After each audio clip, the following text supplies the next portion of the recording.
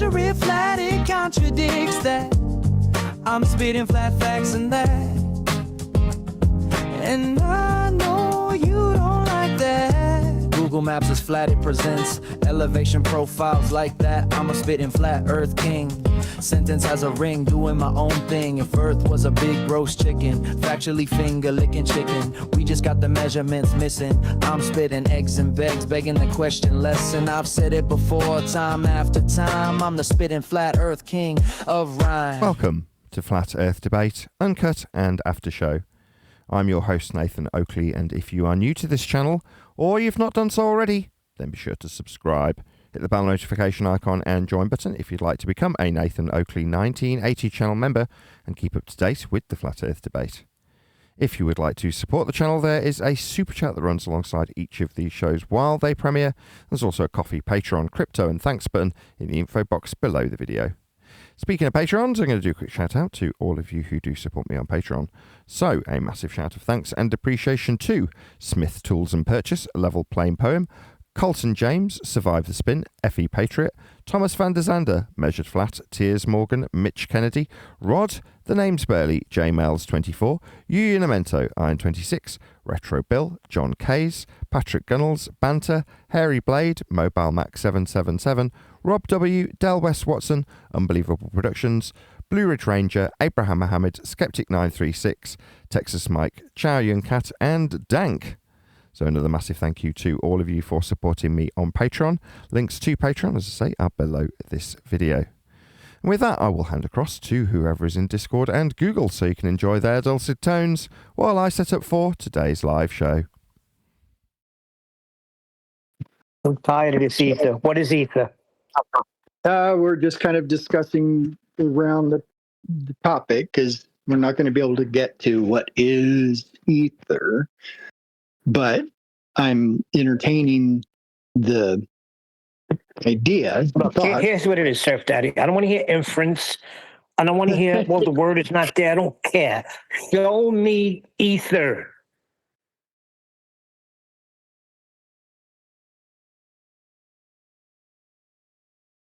Sure, as soon as you tell me what the waters above are in Genesis. That's a burner-proof reversal fallacy.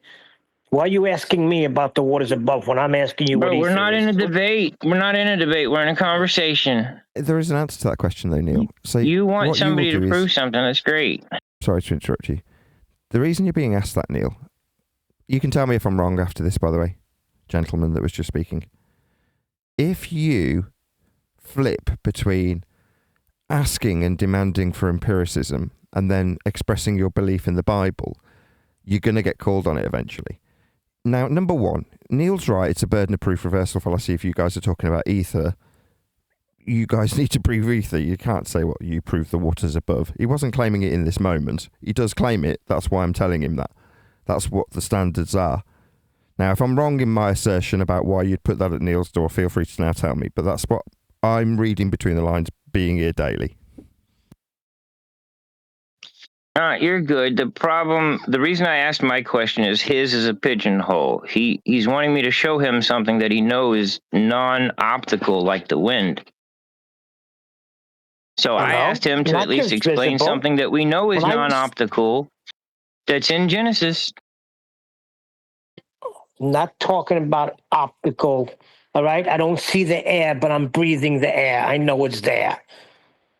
Okay? Yeah, it's non-optical. Right, that's a medium. That's a medium. Not all mediums are ocularly available to... You're going to tell me what's outside the containment. Really? One at a time. Okay, you just proved with wind, right? I demonstrated with wind. You can't see wind, but it still exists, and it is still a medium. So not all mediums are visibly available. You're welcome. You can't prove anything outside the containment. It's just your speculation that it's ether. So once again, Stop you can't prove it. Do.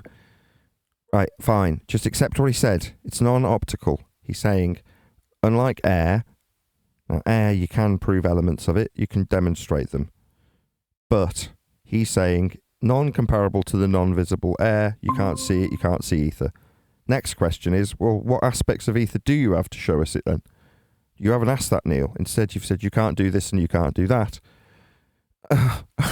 Well, he's not going to be able to, Nate. He's saying it's outside the containment. So he don't know. Look, keep it a conversation, bro. Because look, I'm not trying to go, oh, I know something you don't. I don't care. I really don't care. I'm chasing after God myself. And I'm just trying to find stuff. And maybe some of you guys are doing the same thing. It's the only reason I bring these things up, because I don't know everything. And maybe one of you guys is ahead of me. Interrupting him. The guy's being really conciliatory. He's just telling us his whys and wherefores. It's bollocks. If you're claiming it, well, I got to stop when it. you're saying you're chasing after God. If he found you, he's already found you. Are you looking for more wisdom? And the whole point, I found the ether through religion. So I don't know the whole scientific thing, right? It's just like everybody that finds God when they're older. I don't know what that's like. I found him when I was a little kid. There's so much that we don't have in common, bro. You didn't find God. You can't say that. Sorry to interrupt. Did you ever hear my poem on the ether? I made a poem about it. Did you say, Neil, did you say that you didn't find God, or did you say you're glad he found God? You didn't find God. God found you. In either event, did you hear my poem on the ether? Let's hear. Pop yourselves on mute. The ether sensation is the manifestation of a vibration when viewing libration, and a perturbation in the variation of background radiation. When we view illumination, there is no protestation in my verbal masturbation, because perception of the visualization of light emanation in a rotation, toroidation of magnetization through vacuum evacuation shows them Maxwellization propagation with a motion demonstration phase quantization via quantum induction validation, where we view the Michelson-Morley experimentation showing consistent variation in the direction when illumination went on vacation at elevation in atmospheric stratification by interpretation. And that's a miniaturization of the ether explanation. If you lack comprehension, it's because of your education. Did I mention the free power generation? Long live the ether. This is a declaration and not a theora hypothesization. Subscribe to Nathan Oakley 1980.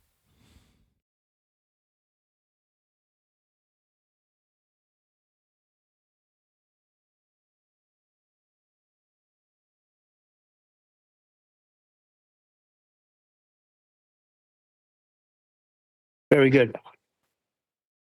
Just set it to music. I knew they were going to lump it in with God. It's the Holy Spirit. It's outside the containment.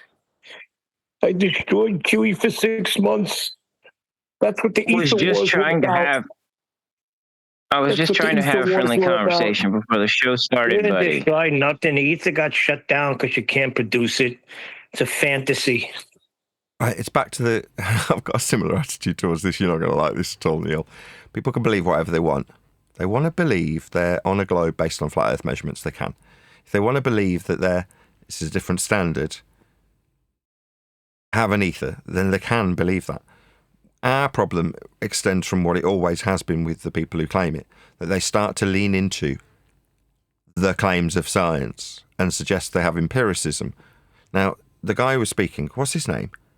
Cuddles, with lots of Z's, is in essence saying, I don't know, I'm just on a journey of discovery. And he's had some humility. He was here last time and a bit of a dick. No offence to you, my friend, but you were. This time he's been completely the opposite, very conciliatory. And he's not gone, I've got experimental data to prove the ether. What are you, some scumbag who doesn't believe in the free energy? He hasn't done any of that. So just get off. Your standards are justified. Let me know when you get free energy. Just let me finish. Your standards are justified, right? I don't want to put you off being what you are, right? But the two problems with that are, one, I've just explained, that he hasn't been that guy. He's not Whitsit, is he? He's not coming in telling us he's got the Michelson-Morley experiment to prove he's right about his ether. He's saying, I don't know. That's what he's saying, isn't he? Just having a conversation. He's trying to keep it happy and polite. I got a good example, though, of a possibility. right? A medium can be there, and being able to give you a demonstration of its effects might be limited, like wind. That's a pretty good example. And we're talking about something that contains wind. So, I mean, how would I even be able to touch that? Oh, well, that's handy. It's you should more say of a so. question. This is the problem. Because you said effects. All right. There's a methodology that deals exclusively with cause and effect. Did you know that? That wasn't Right, rhetorical. now the question I'm trying to figure out by looking back at Morley and them is the apparatus. I think perhaps the apparatus that they had was wrong. The question is how do I reach into something that I can't really see and mess with it even just a little bit? Kind of like electricity, right? We do that. No, it's not. There you go. You've ignored me. You spoke specifically about it being an effect. Second time. Now you're going to start to annoy me. If I have to repeat myself and you just completely hand wave it and start waffling on about it being a false comparison to electricity. No, electricity is electricity. Just try and slow down. It's just having a polite conversation. Don't want to get irritating really quickly by just complete ignorance of the words that have crossed my lips. Based on what you've said. You said, it's an effect, end quote you. And I've gone, oh, right, in this polite conversation where I listen to the words that you say and then react to them, right? I've said, we've got a method that elucidates the cause of effects. Did you know that? Yeah, but in this instance, we won't be able to do that, just like with the sun and the moon. And a false comparison fallacy. Well, we're not trying to do anything with the sun or the moon. We're trying to establish your... If I want to There's you talking through me. Irritating. See, this is not a polite conversation. You are a liar. So we're not having a polite conversation. You're yakking through the top of me when I say no. False comparison. You're claiming a medium, not the sun and the moon. False comparison fallacy. Now, you don't like this. You want it to be where you waffle off into la-la land and make false comparisons to the moon, sun, and electricity. No on all instances. But you have also said it's an effect, and there's a method for establishing the cause of an effect. That's science. So if you want this belief... and you spew it around people who value empiricism and then start claiming it's an effect, you'll have me saying, really, there's a method for that. And when I hear, well, it's because it's like the sun and the moon. Fuck off, you pathetic man. That pisses me off. No, it's not like the sun and the moon. It's not like anything. You haven't demonstrated anything. You're in la-la land, right? Now, when you yak through me, irritating that it is, because you've decided that you don't like what I've responded to your claims with, that's going to piss me off right quick. We're not having a polite conversation. You're a liar. What you've done is irritated the person that's hosting you. What a wanker. I bet in society people dislike you because you're an internet wanker who feels you're justified. You're off mute. I just noticed you open your line. I haven't paused. There's no need for you to open your line. Pop yourself back on mute, wanker that nobody probably likes in society. Good boy. You'll be subservient to me, you pathetic little cuck. Think you're looking for God, do you? No, you fancy yourself. You've got a grandiose disposition. That's what's going on here. Make no mistake. You only get away with it online, you pathetic little cuck. There you are off mute again. I'm still telling you off. Right? If you're here... Yeah, your name calling. If you're here, dickhead, that's still interrupting me because you don't like being told off, yeah? And you feel like you're justified because you just need to open your line. No, dickhead. Here, you offer empiricism or you piss off. You don't yak. You don't go on about how you believe in this crap and then talk about it like it's an effect in nature. Because then there's a method to do it. You can do something about it. You don't want to hear it, do you? You don't want to hear it. You'd rather yak through me. You'd rather yak through me. You can do something about it. You can science it. If there's an effect, you can science it. You're just yakking through me, you pathetic little cuck. And I'm looking for how to science. I don't care! Why are you asking me what you need to do, cuck? You pathetic little twat. I'm not here to be your assistant, you stupid boy. I'm not here to help you figure this stuff out. Do you understand me? It's not rhetorical. asking me what I'm going to do about it. It's not my fucking claim. It's a Dumbo cuck claim from a wanker who people don't like in society and feels the need to yak through somebody who's clearly their superior in this standard that you don't hold. You justify it by saying, I'm here to have a polite conversation. No, you're not. You're here to spew your beliefs into my arena, and it won't be tolerated. Now, you can flip the burden on Neil because you can get away with it. He holds those standards for the Bible. When I hear the word effect, want to tell you, you can do something about this where you interrupted me the last time. You can achieve an ends if you've got a, quote, effect. Something you're claiming here. Now, if you don't know already, Cuddles, the standards are high. Very high. If you want to have a casual conversation, bro, about the shit that you believe in, fuck off somewhere else. Do you understand, you pathetic little man?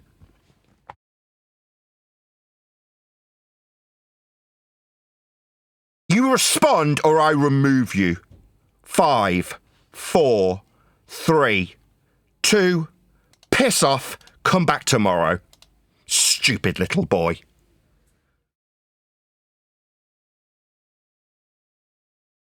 Here we have a standard, right? If you want to join my show and feel because at the moment we're like, who cares, it's not that big a deal, we just measure Earth flat, that suddenly we're going to forget the 10 years that we've standardised through debate and establishment of logical fallacy use? No. When it comes to us still understanding the empiricism offered by science, that will still be upheld here. Doesn't suddenly mean that we'll forget all 10 years of our debate. We've held the standards that we have to get to the point where we can declare how flat Earth's measured. That's a standard we've got to from journeying through empiricism, from calling bullshitters when they start telling us they just want to have a conversation about some belief they want to yak about. And it annoys me. Right? We haven't got to this position by going, yeah, bullshit me with your shite about ether. So from this point, it's met with immediate disdain the moment you start leaning into words that would mean you could do something about the claims you're making, calling them conversations, bruh. No, you're saying you've got an effect. Show it me. Oh, it can't be seen. You're a wanker. Get out of my space, wanker. We haven't got time to tolerate idiots here. And this is what I'm talking about. If you can't validate something, don't make the claim. Go search all you want. Don't come and make the claim. Furthermore, I'm going to call out what these people are. I met these people. They were the type of person that you'd meet in high school that were self-loathing, that second-guessed their own abilities. And those people got a little golden ticket back in the 90s when the internet was created, because suddenly some dark, shitty persona that they held can be expressed without fear of having their nose broken. In society, that wanker would have his nose broken. I told him last time. People don't like people like that. And he fucking knows it. Yeah? He'd get treated with utter disdain. You don't get away with that shite. I remember some similar guy in a TikTok video where he goes up to some massive hulking black guy and says, "Can I have a little kiss?" And the guy goes, "What? Can I have a little kiss?" This little runt, this piss strip of a little white wanker. And the guy goes, bang, and breaks his jaw. That's what he did to him. Online, you can get away with asking someone like me for a kiss because there's a million miles of fibre. In reality, that wanker would have his jaw broken pretty quickly in society. Now, the internet trolls we deal with, I'm talking to you. You know exactly who you are. You know that in society, in the real world, people hate you. That's the reality. Now, people treat me exactly the same in society as they do when I'm like this online, because I am this person. You can hear my wife walking in and out. She's not horrified. This is just me. This is how I behave in front of you in reality and how I behave online. There is no difference. You can call it a persona if you like.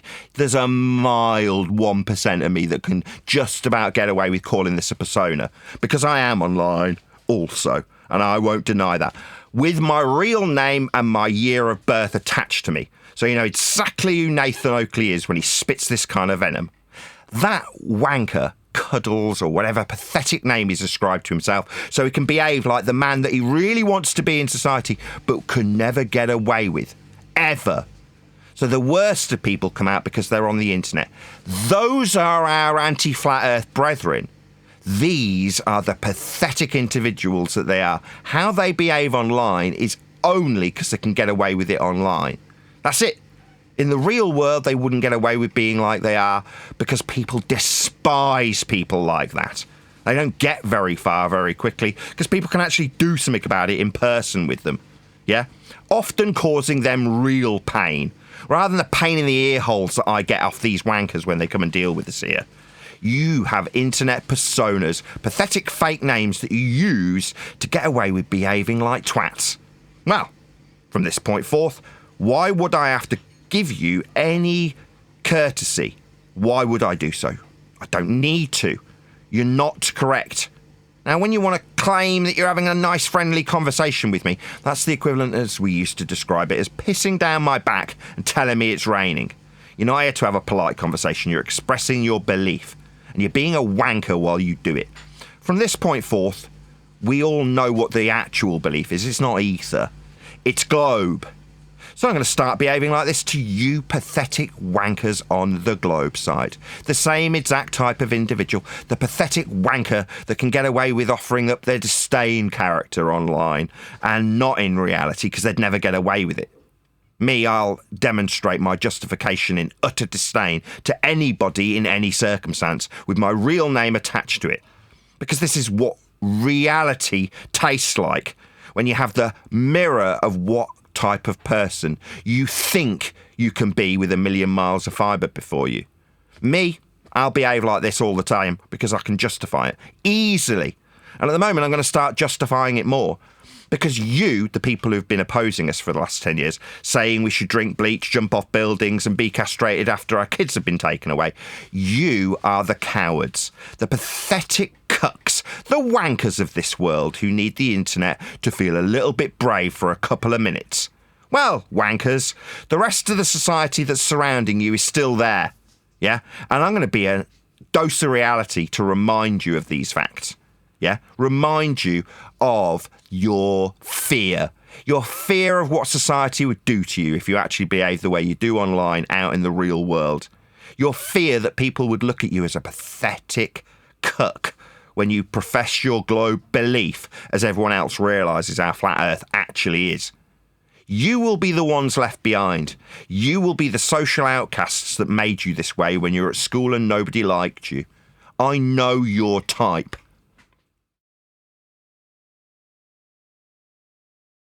Well, now he's taken to chat, saying you didn't even listen.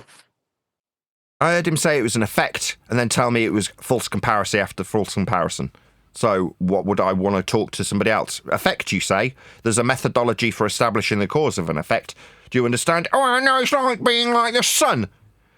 Fuck off. Go to that bench over there with the rest of the kids that nobody likes. The kid that smells because he doesn't wash. The kid that's clearly got lice. Go and sit with them. Yeah? Not with us. Yeah? Let's make it clear. This is the cool kids table. Yeah? You online have a religion that is algorithmically favoured. It's the only circumstance that you can be in a position where you feel like you've got the world behind you. Reality has a very different tale about what we do here. And the scum anti-flat earthers that we oppose, they have this idiotic belief that the world gives a flying fuck about anything they've got to say. They don't.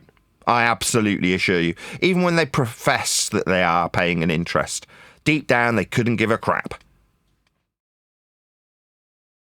Well, I take a little offense because I know they were going to go to scripture with it, and they're going to turn the Holy Spirit into the ether. Maybe. If you want to claim there's an ether and you're going to say it's an effect, what's the effect? It's not the sun, it's not the moon, it's not electricity. But if you're going to say there's an effect, what is it? Oh, well, we can't see it. Don't tell me what it isn't. Just don't be a wanker.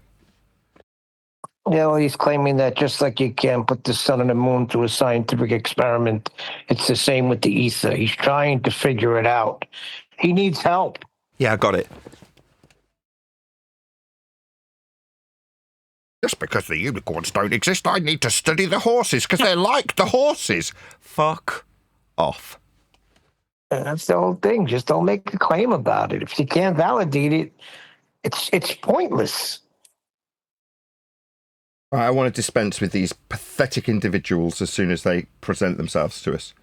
Right? If you want to come in here, you're going to have to face the same standards you've always faced. Yes, Earth's measured flat, and the fact that you know that it's flat by measurement means you can come and spew your crap about it having a luminiferous ether, but there's nothing to see, there's nothing to test, there's nothing to observe, but it's an effect. I piss down my back and tell me it's raining.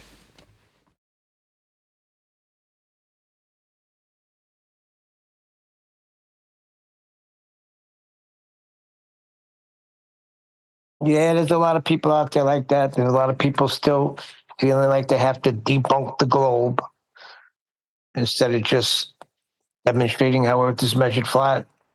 It's going to take a while.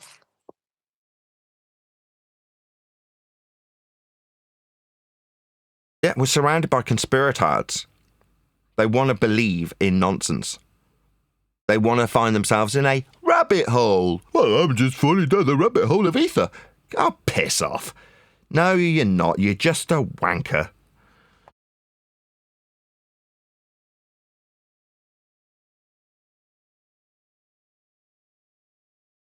I'm just looking for answers in this rabbit hole. Really? Effect, you say? Claim effect that we can't see, can't taste, can't feel, can't examine. But it's like the sun and the moon that we can see.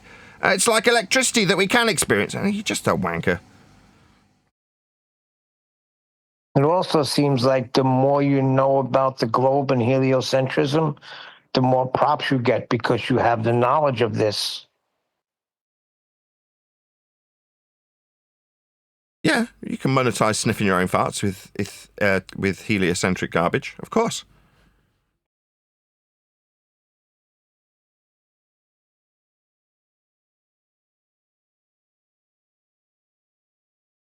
I don't know, it's just me, but once I came to the measurements, I was like, all right, thank God. I don't got to deal with that nonsense no more. It just gives me a headache.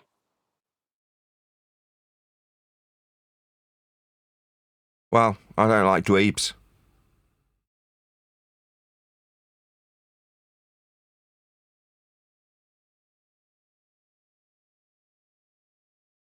Always got that same adenoidal tone to their voice as well, haven't they? I might as well declare that I'm a dweeb before I finish this sentence. Oh, really? I'm just trying to find the truth. I'm just looking for the truth down this rabbit hole. Really? All right. And what is it that you found so far? Well, it's an effect that we can't see, but it's like something that we can see. Oh, really? Can you show it me? We can't see it. Are you silly? There's other things that we can't see. Oh, really? It's light. Well, what can we experience of it then? Give me anything. No, it's like the sun and the moon. You just said it was an effect. No, we can't see it, so let's compare it to something that we can see. Really? I already feel like I should be breaking your nose. Do you know that? That's how I feel. We've only had a few sentences between us, but I feel like you'd be better served on the ground bleeding. I don't know why I feel that way about you. That's just this feeling. You get that a lot, where people look at you like they want to punch you in the face. Because I get that feeling. It's a very strong feeling. It's just like overwhelming urge, however you want to describe it. Well, yeah, guy just needs to have his nose broken. Well, it started with the word argument.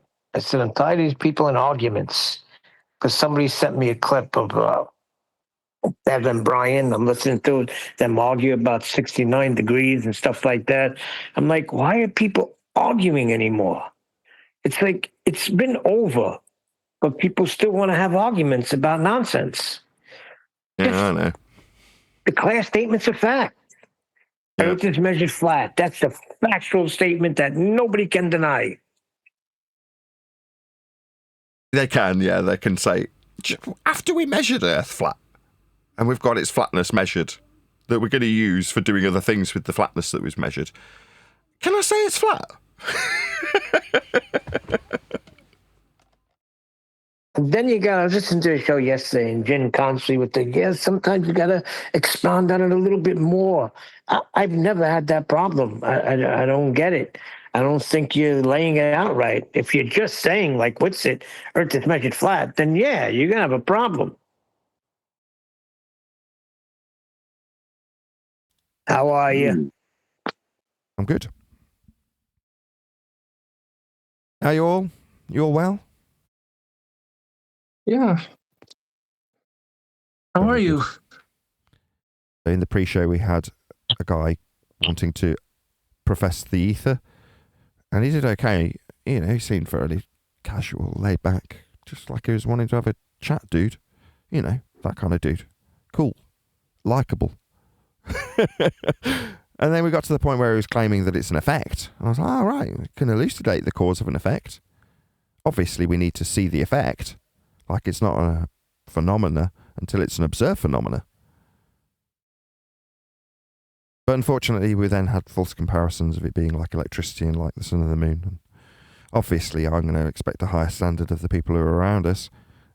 It's all well and good us saying, as we do currently, that it's not that serious, which it isn't. You know, Earth's just measured flat. It's not that big a deal. Everybody's measuring it flat. If you ever come to an Earth measurement, it will be flat. Flat is the way that Earth gets measured. So it's not that big a deal. But it doesn't change that the journey that we've had to get here means that we sniff out bullshitters very, very quickly. And the bullshitting standard that's used in this particular arena is one of scientific endeavours, when none exist. Therefore, you're going to get called if you're going to suggest there's an effect called ether. Anyway, one of my final 2 items that I've got lingering around in the postal service has just arrived. Very excited I am too. I'm on this radio mic just for this moment, so I can start unboxing it immediately. Excellent. Okay, mic stands, testing it out. Hopefully we can have a conversation while that's going on. Well, he said it's like an effect. So you can't hold him to the effect, because like an effect is not really an effect. Like one. Like an effect.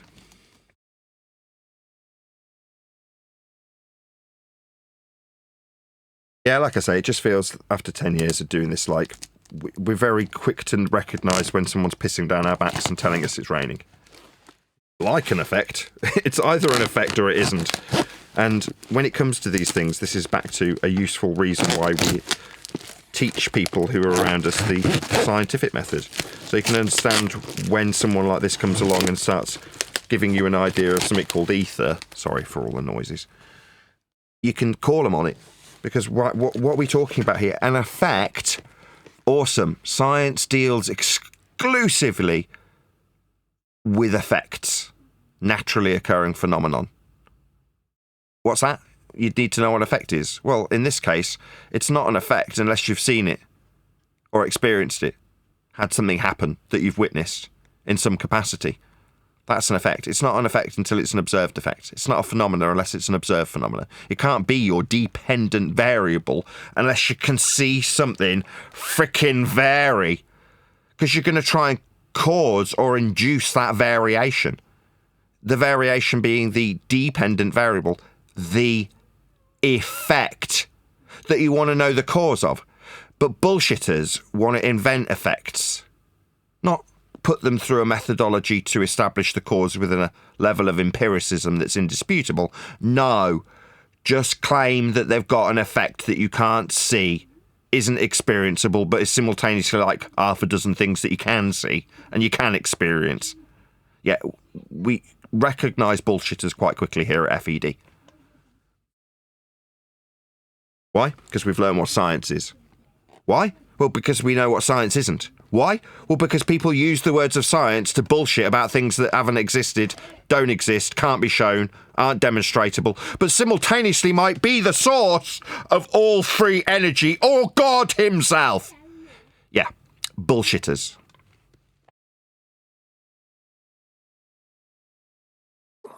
Well said. So yeah, watch out for bullshitters. Because there's a lot of them in the arena that you find yourself in. And I do mean a lot of bullshitters. Since most people don't think about Ether in the normie world, can we apply all that you've said to something like gravity? And just show that gravity doesn't have, or just explain how that gravity doesn't have a observed phenomenon. What is gravity? What they're using gravity for is to be capable of convoluting down with in. So you need to be able to suggest that things are moving inwards towards the centre of a sphere, perpendicular to the sphere. Oxymoronic, but that's what they need, right? They need level to curve. Gravity affords them that, because a downward vector is just that. It's 90 degrees to a plane of reference, axiomatically. But if you want level to be curving, then you need to distort what down is. So down needs to be perpendicular to a curve, so that you can have this oxymoronic notion that level, that's perpendicularity, can curve. It can't as an axiom. But if your world does exactly that, that's to say the flat ground that you measure is suggested to curve, then gravity is one of those things that will afford you the magic trick to confuse. Now, we have all seen through this magic trick and understand what they're doing when they utilise it. Again, don't piss down our back and tell us it's raining. If you're using a downward vector, that's down. Down is down. It's perpendicular to horizontal in the vertical if you're going to assert it as a vector for a motion, which they do. So you need a flat plane for gravity because it's perpendicular to a plane of reference when you're describing a downward orientation for the vector they call gravity. But in that confusion, they can suggest they've got it tangential to a plane. No, you can convolute these concepts basically in this word. That's what it's used for. E12 VR. Square microphone. Very cool. I'm going to link it up.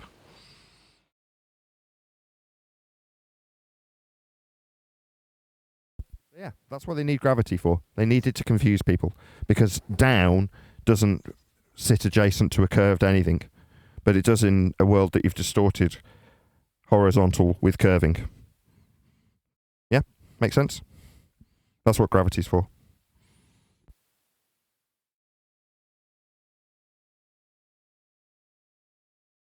And a myriad of other things that you need it to achieve magically, like once you're on the ball, because you've convoluted perpendicularity with a downward vector that's attached to a curved surface at a single point, no longer affording you the 90. When you've achieved that, then you need a justification for why you don't fly off the ball.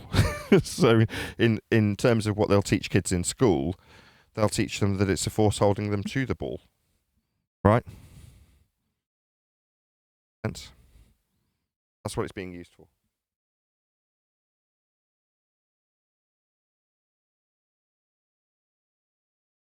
No audio.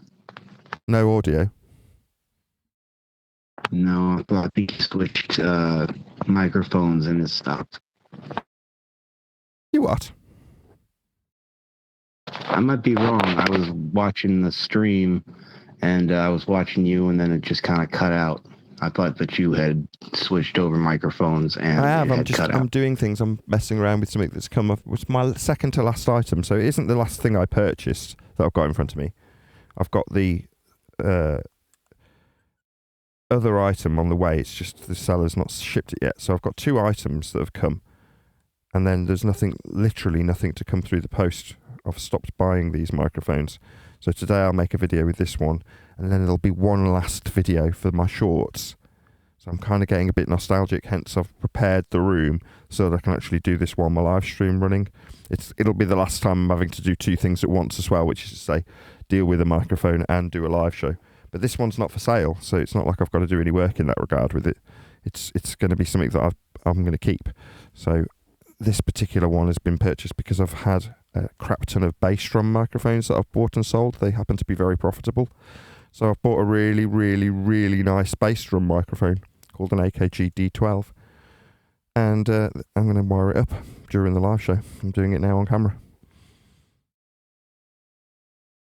But I still want to talk about Flat Earth more Yeah. importantly. I said end of an era. Yeah, well, it's been a year. At the end of February, the first mic I sold was a Neumann KMS 105 hypercardioid handheld condenser microphone, and a Neumann no less. That was the first mic I sold, and the last mic that I'll receive will be the what's the guy from Queen? Freddie Mercury microphone, the silvery microphone that he had when he had it on a stick, you know, when he had a malfunction, and that kind of became his thing, where he'd be holding the top half of the mic stand along with a shiny silver microphone. Well, that microphone will be the last one that I receive, albeit not the last one I purchased, but it's just, I keep having to chase the seller, like, you've dispatched it, but it's not on its way yet. She's like, I haven't got a chance to go to the post office yet. I'm like, okay, it's been a while. So the last one I actually receive, this is the second to last one, will be a Freddie Mercury microphone, and that'll be the very last shorts video I made. So the last one I purchased, I received ages ago. It came almost immediately, and I made a video all like tearful, going, "Oh, this will probably be the last one I purchase." You know what I mean? And that was some Sony that I've already published the shorts video for it. But there's a whole bunch of other ones that, you know, I say bunch. There's 2 left, and then there'll be these 2 because they've all been published. But there's a reason for that, and that's because I've been doing the book. So my wife and I got to the end of editing chapter 1 yesterday, and I'm sure I mentioned this already, but throughout the book as it's been written in a vein of housekeeping question being a necessity to keep the wolves at bay, because we've argued all these points and we want people to remember how we've argued them. Now, we all appreciate that it's completely redundant, right? I'm sure we're all aware of this. That was only done so that we would be arguing, so that it seemed like there was an argument to have. Now you go, wow, it was flat the whole time. Why were we arguing? So there's a difference in terms of how our rhetoric is now versus how it was then that needs altering in the chapter. So all I did yesterday whilst going through the chapter was taking, I can't think, I've only got 2 lines. They're both being used. Was taking the chapter and then adding in sections where previously I'd suggest that the ballers would be invited to come in so that there was a space for them to argue. Now I've rephrased it past tense, I did it yesterday, so that it's clear that this wasn't necessary. Like during the times that we thought it was necessary to have ballers come in and put what we thought was an argument to us, that's how it's been rephrased in chapter 1 now. And like I say, we're 90% done. We've got to go through it and just cross the I's and dot the T's tomorrow, and then we'll be moving on to chapter 3. We'll do that tonight, and then tomorrow we'll move on to chapter 2, from chapter 1. But chapter 1's been riddled with incorrect tense, first and foremost, and incorrect descriptions of how we now do things. So in a way, the delay for the book has been a blessing in disguise, because instead of the chapter focusing on how we argue against the ball, certain characters who are stereotyped by me are generalised with the terms that we currently use, like anti-glober, and I've put in brackets, sometimes called flat earther. Those are some of the adjustments I'm making. My point in terms of the mics is that I can't do both. I can't be editing a book and, you know, buying mics. So end of an era indeed. I've done it for a year. Now it's just using the ones that I've actually bought that I might actually keep and use myself, after flogging dozens of them. In this case, a bass mic. I've bought and sold dozens of them. So I've bought one nice one to keep after flogging loads of them. Why not? There's no point doing it and learning all this stuff if you don't actually get to utilise some of the equipment that you buy. So I have kept a fair chunk of the equipment that I bought after the profits I've made. So I've still made money from flogging mics. But it's the end of an era. My radio mic that I walk around with will eventually turn into a, what's his name? I keep forgetting his name. Freddie Mercury mic. That's the mic I'll walk and talk with, after trying a whole bunch. I didn't know it was the Freddie Mercury mic when I bought it, but I researched it after figuring out which one would be the most appropriate for the job I want to do, which is what I'm doing now. You know, being able to do things whilst walking around the room with a mic in my hand. In this case, get XLR cables wired into a mic that's just arrived. But that will stop, and then I've got more time, which I did yesterday, to make flat Earth videos, right? So one person in the comments keeps saying, why don't you get AI to chunk out your videos? I'm like, don't want to say get lost, because I agree with him. It's like I just don't have the time, and I really haven't got the heart to tell him that.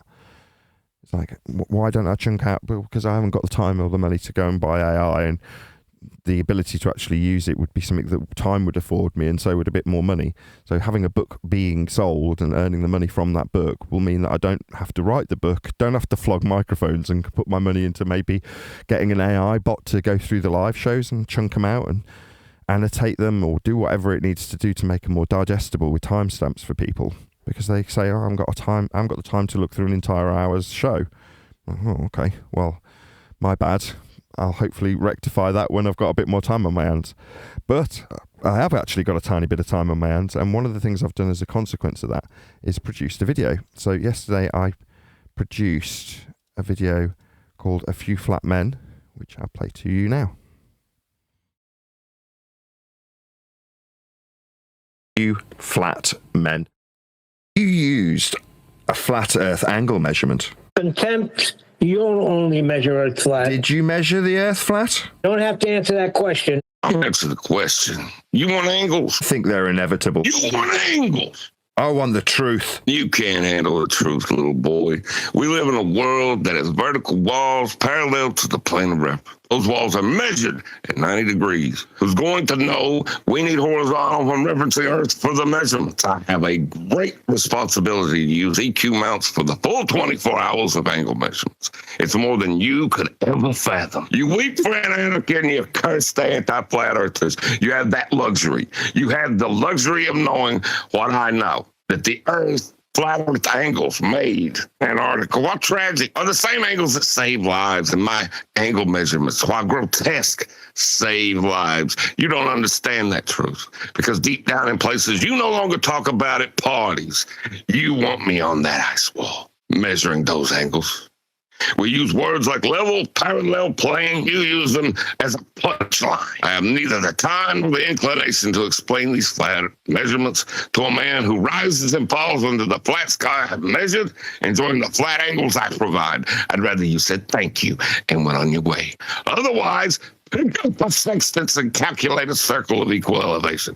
Either way, I don't give a damn what you think is inevitable. Did you measure Earth flat? I did the job that I have. Did you measure the Earth flat? You goddamn right I did. MPs, secure the lunatic. We don't only measure Earth flat. So this is A Few Flat Men. I need to pause it. It's a short. You used a right. Jolly good. Did that come any better on the show? Because I didn't get John's last part. Yeah, you're very heavily gated in the G Plus Hangout. So it comes out better on the show. Okay. Oh, great. yeah. It comes out perfectly clear on the actual live stream. I mean, let me know in the chat if that isn't the case. I'm now using, albeit slightly pointing at the wrong angle, my new microphone. This is an AKG D12. It's actually a bass drum microphone. I'm intrigued with it because I like the sound of my own voice on bass drum microphones. So if you've ever seen it in my shorts videos, it's the videos where I'm going boom, boom, boom, goes the AKG D112. Those microphones are the ones that I tend to think, I sound really good on that. Now, as it happens, the original AKG D12 was designed to be a vocal mic and ended up finding use in studios on bass drums after being designed to be a vocal mic. This one's the other way around. It's a bass drum mic, first and foremost, that people occasionally use for vocals. So I'm like, oh, well, I'd quite like to use that mic and see what it sounds like on my vocals. So this is the AKG D12. I'll use this for the rest of the show. It's a very weird looking mic. It's a cube. So it's very bizarre. Its predecessor was an egg-shaped microphone. So I like weird mics. And this is going to be a keeper. I'm going to keep this mic. This is going to be my bass drum mic. So boom, boom, boom goes Nathan's AKG D12 VR. And this is how it sounds. Sounds good. I hope so. Cost a pretty penny. Anyway, that was A Few Flat Men. And this one being provided by Len about mapping. Just a guy doing a little shorts video. The first 12 seconds, he sums up everything that we cover. And then afterwards, he just explains the functionality of Google Earth on a mobile phone. So it may not necessarily be something that we cover all the video after the first 25 seconds, let's just say. But if you feel the need to interject, I would invite you to do exactly that. As I say, after 20 seconds, there's little interjection required. process is essentially the same whether you're using Google Maps in your desktop browser or the Google Maps app on your phone. So first up, find the location you want an elevation for in Google Maps, and then on the desktop, tap the layers icon in the bottom corner. On the phone app, you'll find the layers button in the top right. It looks like two little overlapping squares. Now tap terrain. Now you'll notice the imagery in the maps changes to show hills and gradients. Okay, so what's he talking about? He's talking about altitude measured parallel to the plane of reference at sea level. That's how altitude's described. Obviously, if we had anything other than a plane of reference, none of this would make any sense because you're describing it parallel in terms of altitudes. That's how it's described. That's how it's detailed. That's what's on his app. So if you're on a desktop, scroll your mouse wheel or press the plus or minus to zoom in and out. When you zoom in far enough, you'll start to see these little elevation lines around hills and mountains. The same thing happens in the phone app when you pinch to zoom on your touchscreen, and once you get close enough, you'll start seeing the elevation in meters noted along those lines. Meters? I wonder what they are. Do they bend? No, they definitely don't, do they? Negative. They're all vertical, straight from the horizontal plane of sea level. It's pretty difficult to see on mobile, but it's there. If you've ever wanted to find your elevation in Google Maps... I intentionally let this first part of his video play last, by the way, in case you're wondering. Either because you're up a mountain, driving at altitude in a new place, or you're just curious, there's an easy way to do it. The process... Now it'll start repeating. So yes, he's talking specifically about acquisition of elevation data. It is ipso facto flat, can only be described that way. That's how you get parallel bars, I think they call them isobars or something similar, in these mapping applications. It's all described parallel to the plane of reference. That's what an altitude is. So that plane can't be a point, right? No. Where you just get a vertical and then you make an imaginary tangent line to that curve that they think they've got. No, it isn't. It's parallel to a plane. Yeah, it can't be a point. Yeah, it'll be from surface level. Well, you can't Maybe a good way to you can't show that describe would the be word. to ask. You can't describe the word parallel with a point, can you? It's requiring two lines, so you can't describe it with a single point. Same with perpendicularity. What, at 90 degrees to? You can't be at 90 degrees to a point. That's correct, Nathan. Maybe a fun way to use that app would be to ask Google to, once you found your elevations, ask it to give you an elevation profile so you can look at it from the side view. Yeah, and the data that would be used to give you that horizontal box with the deviation in the horizontal, in the vertical with respect to the horizontal for what they are calling elevation for its profile would be utilizing the information that he was showing on those lines around the mountains at the various different altitudes parallel with sea level. That's how Earth's measured. Again, the guy made no apologies. He didn't have to say, well, that's because it's flat, when he described it flat with altitude. That's just how it is described. No apologies are needed. Every normie knows Earth is flat. That is how it is functionally dealt with. So he's no exception. He's just a guy explaining the maps. He doesn't have to apologise for how ball-shaped it isn't or how flat it is. It just ipso facto is being dealt with as a horizontal plane to give you those numbers in the vertical, that's altitude, with. Earth is just measured flat. There's a different video. This one's from Antarctica.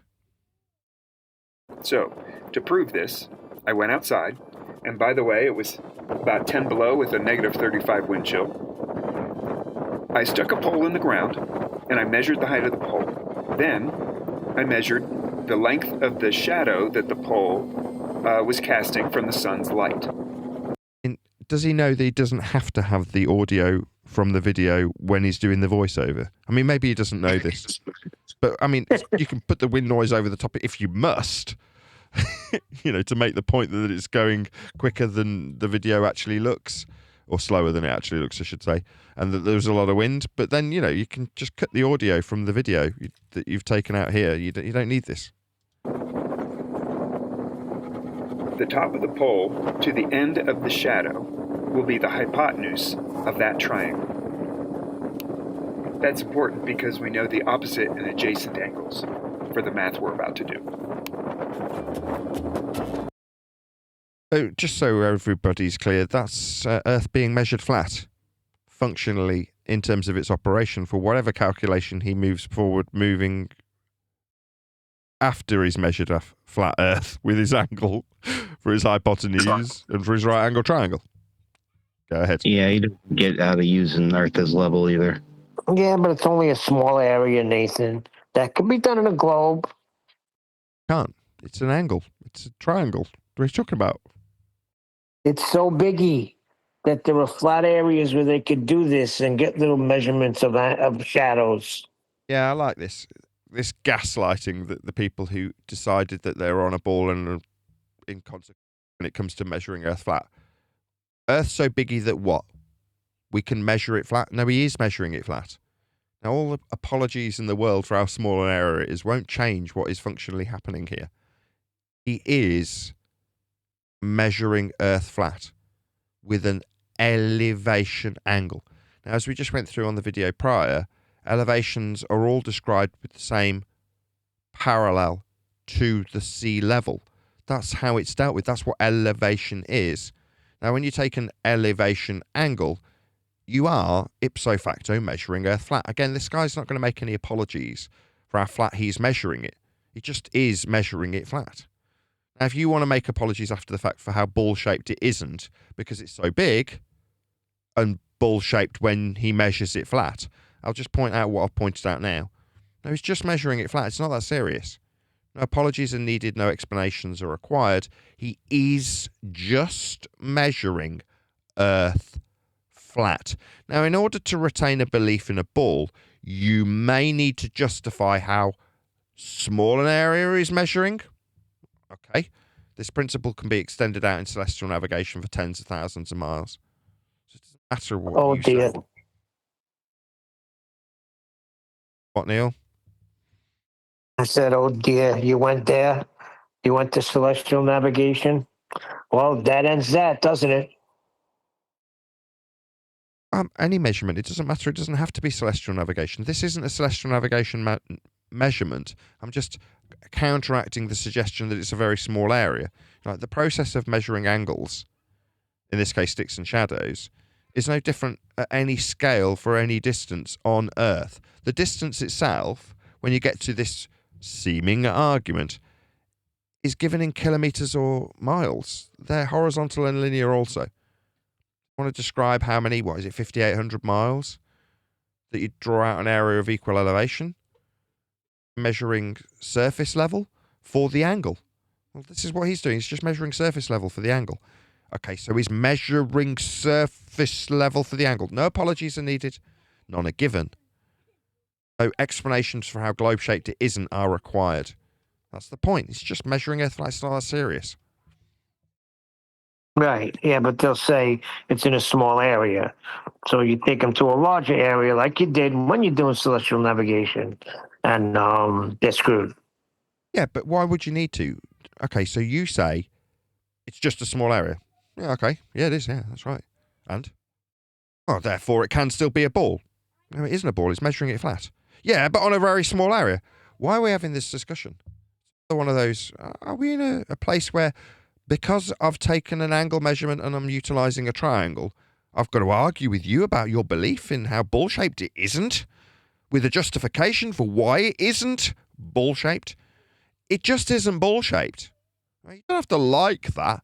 You can scream about whether or not there's any guns there because you don't like how flat this factually is. But it is just a flat measurement. It doesn't make any difference what you say. And me having to say, well, okay, so you think that telling me because it's a small area changes how flat it is. No, that didn't change anything. It was still a flat Earth measurement.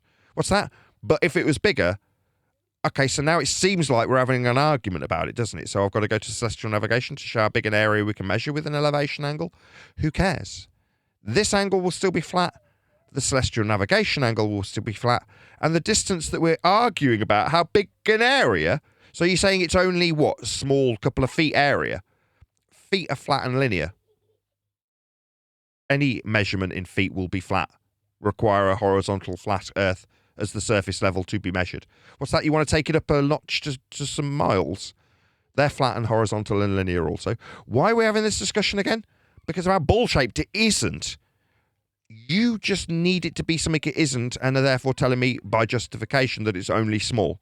Any distance you ascribe to any angle on Earth's surface will be a horizontal flat Earth measurement in distance. So why are we having this discussion ever? There is no scale or justification. There's just numpty wankers that people wouldn't like in society. Not online, where they're algorithmically favoured. Like it seems like they've got a point when they argue with you about how non-ball-shaped this is and why it isn't ball-shaped when measuring Earth flat. He's just measuring Earth flat. It's not that serious. Unless you've got a bull belief.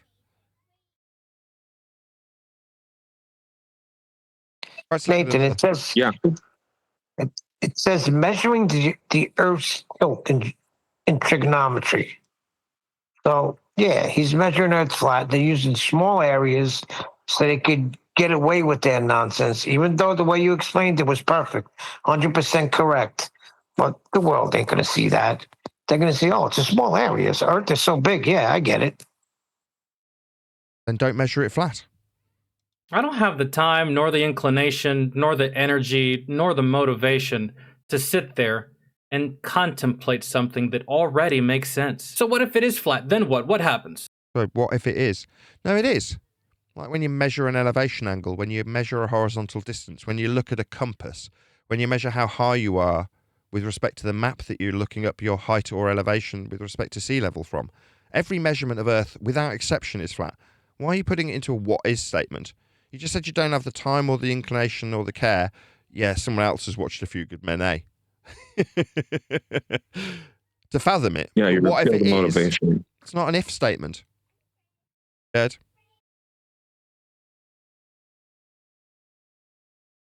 Go ahead.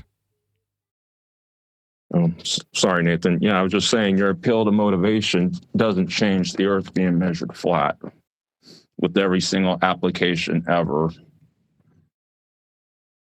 Yeah, precisely. Right, this is going to be a cold reaction because I've only watched the first 35 seconds. This is where I got to just check it worked when I was checking the sound worked.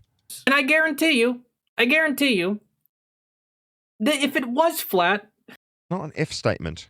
Earth is measured flat.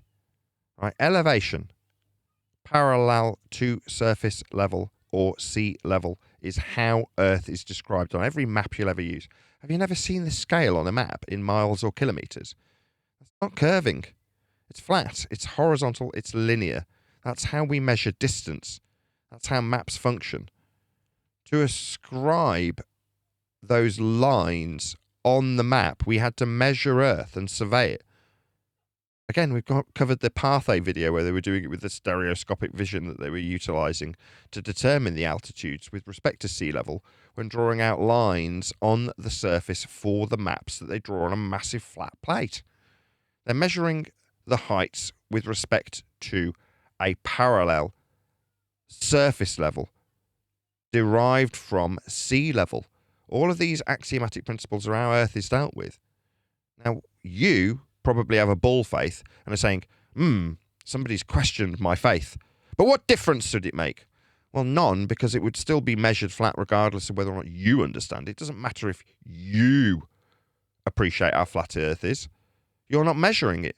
You're not building on it. You're not surveying it. You're not flying over it. You're not sailing on it.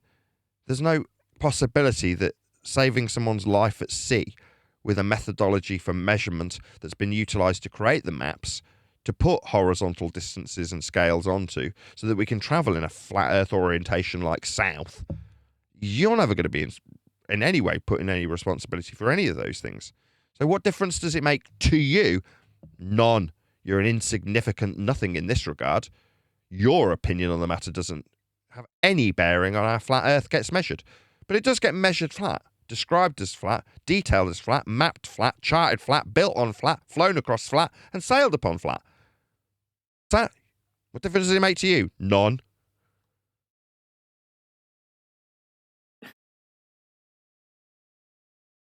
Y'all would be making an infinite amount of excuses and arguments as to why it's round. That's it. Anything you say, even if it's right, even if it's basic, even if it's easy, they're going to be like, nah, it's not.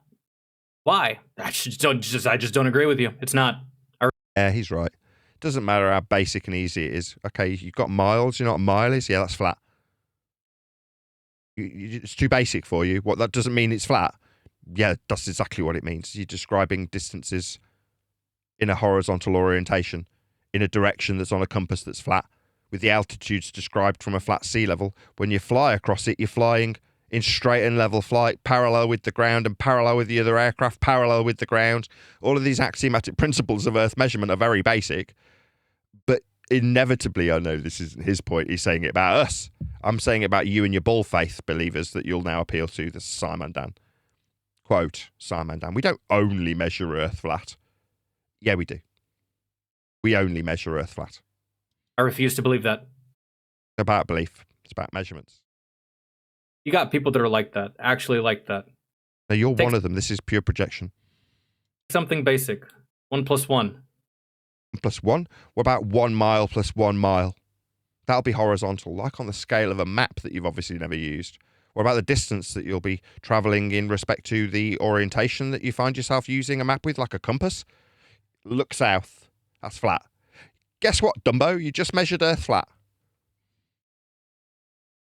Is 2. Terrence Howard found a way to fuck that up. He found a way to make that stupid. He found a way to confuse people about what that actually is. Like, these people have so much time to just, like, think about this shit. Yo, circle, triangle, fucking... A flat earther who we first saw explaining to us that the moon is a forensic match to the Gleason flat earth map. Of course... Well, it sounds like a feast of nonsense response, doesn't it? Yeah, this is what Dan's reacting to. If you're a flatty, so-called in name only, probably an anti-glober, what's the opening part of Dan's video about? About how somebody's describing a map to the moon. Yeah, that's called being a conspiratard, the low-hanging fruit that Dan can react to. Yeah? Is he talking about how flat miles are measured? Is he talking about surface level measurement for the map? Is he talking about the projection in a square format? No, he's not talking about any of those things because they all require axiomatic measurements of stars with respect to a flat plane of reference for elevation angles to create the maps for some numpty to come along and say it's the moon. That's the bit that Dan will latch onto. Not where the map came from. How did the map get created? With flat earth measurements, that's how. Of course he was talking nonsense then, but he is back. And this time he's telling us why people in Australia can't see the North Star. Is that nonsense too? Right, North Star? What's North, Dan? North? Seems like Dan's falling into the trap of using flat earth prerequisites like directionality without realising how flat he's proving Earth to be. Now he'll be pouring score on some flat earther who's talking about the moon being a map that's also created with flat earth prerequisites. But south? That's south, Dan. Are you using flat earth directionality? Have you used a compass? Yeah, you're going to need a flat earth for that. Dan, did you not profess to being a ball believer? You just utilised the flat earth directionality. South. That's flat. Go buy yourself a compass, Dan. You'll need one of those to find your way around. I mean, this folly is inconsequential to Dan. Dan's not responsible for keeping people alive when travelling in a directionality that requires a flat plane, that requires he uses a compass. He's probably never used a compass, probably never been a Boy Scout, or understand what flat means when it comes to directionality. South. It's horizontal. That's not south. That's not south. That is south. It's flat. Flat earth directionality. I'm sure Dan will be pouring score on how flat earth isn't any minute now. You watch. Only one way to find out. We know what south is, Dan. And we're not stupid. Now, just to quote Dan, we don't only measure Earth flat with south. We measure Earth flat with south, though. Dan. When you say we don't only measure Earth flat, so far, we're going to count off how many times you measure Earth flat. So far, 1. South.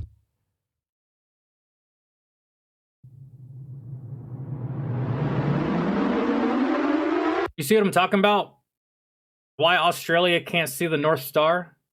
Now, that's just some retard who calls himself a flat earther that probably goes around telling people why they're not on a globe and how the moon is a map.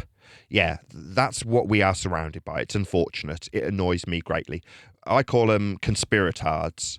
The subjects they cover we call the Feast of Nonsense. But don't worry your precious little head about it. Know this. South's flat.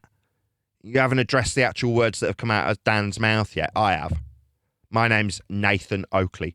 Proud to call himself a genuine flat earther, not an anti-glober. I'm going to waffle on about how Earth's not spherical when I describe how Earth's been measured thus far in your own video. Southward. Do you know what south is? You ever used a compass? It's flat. Has to be levelled.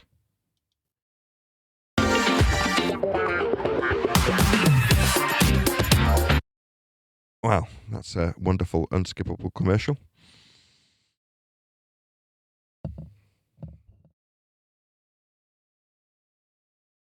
And there's another one.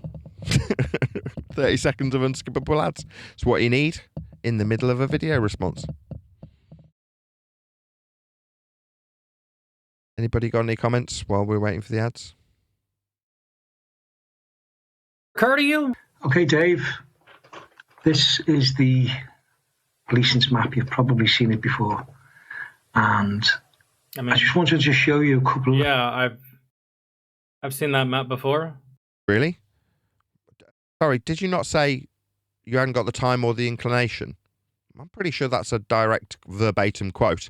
So, to be clear, you're a liar. You did have the time and have had the inclination to sort out and look at the Gleason's map, otherwise known as the azimuthal equidistant North Pole globe projection. Globe projection was created with elevation angle measurements to Polaris to draw a latitude system around a sphere that's a glorified protractor, so that you could then project it conically in the form of the azimuthal equidistant projection that's centered around the North Pole, hence the term azimuthal equidistant North Pole-centric globe projection.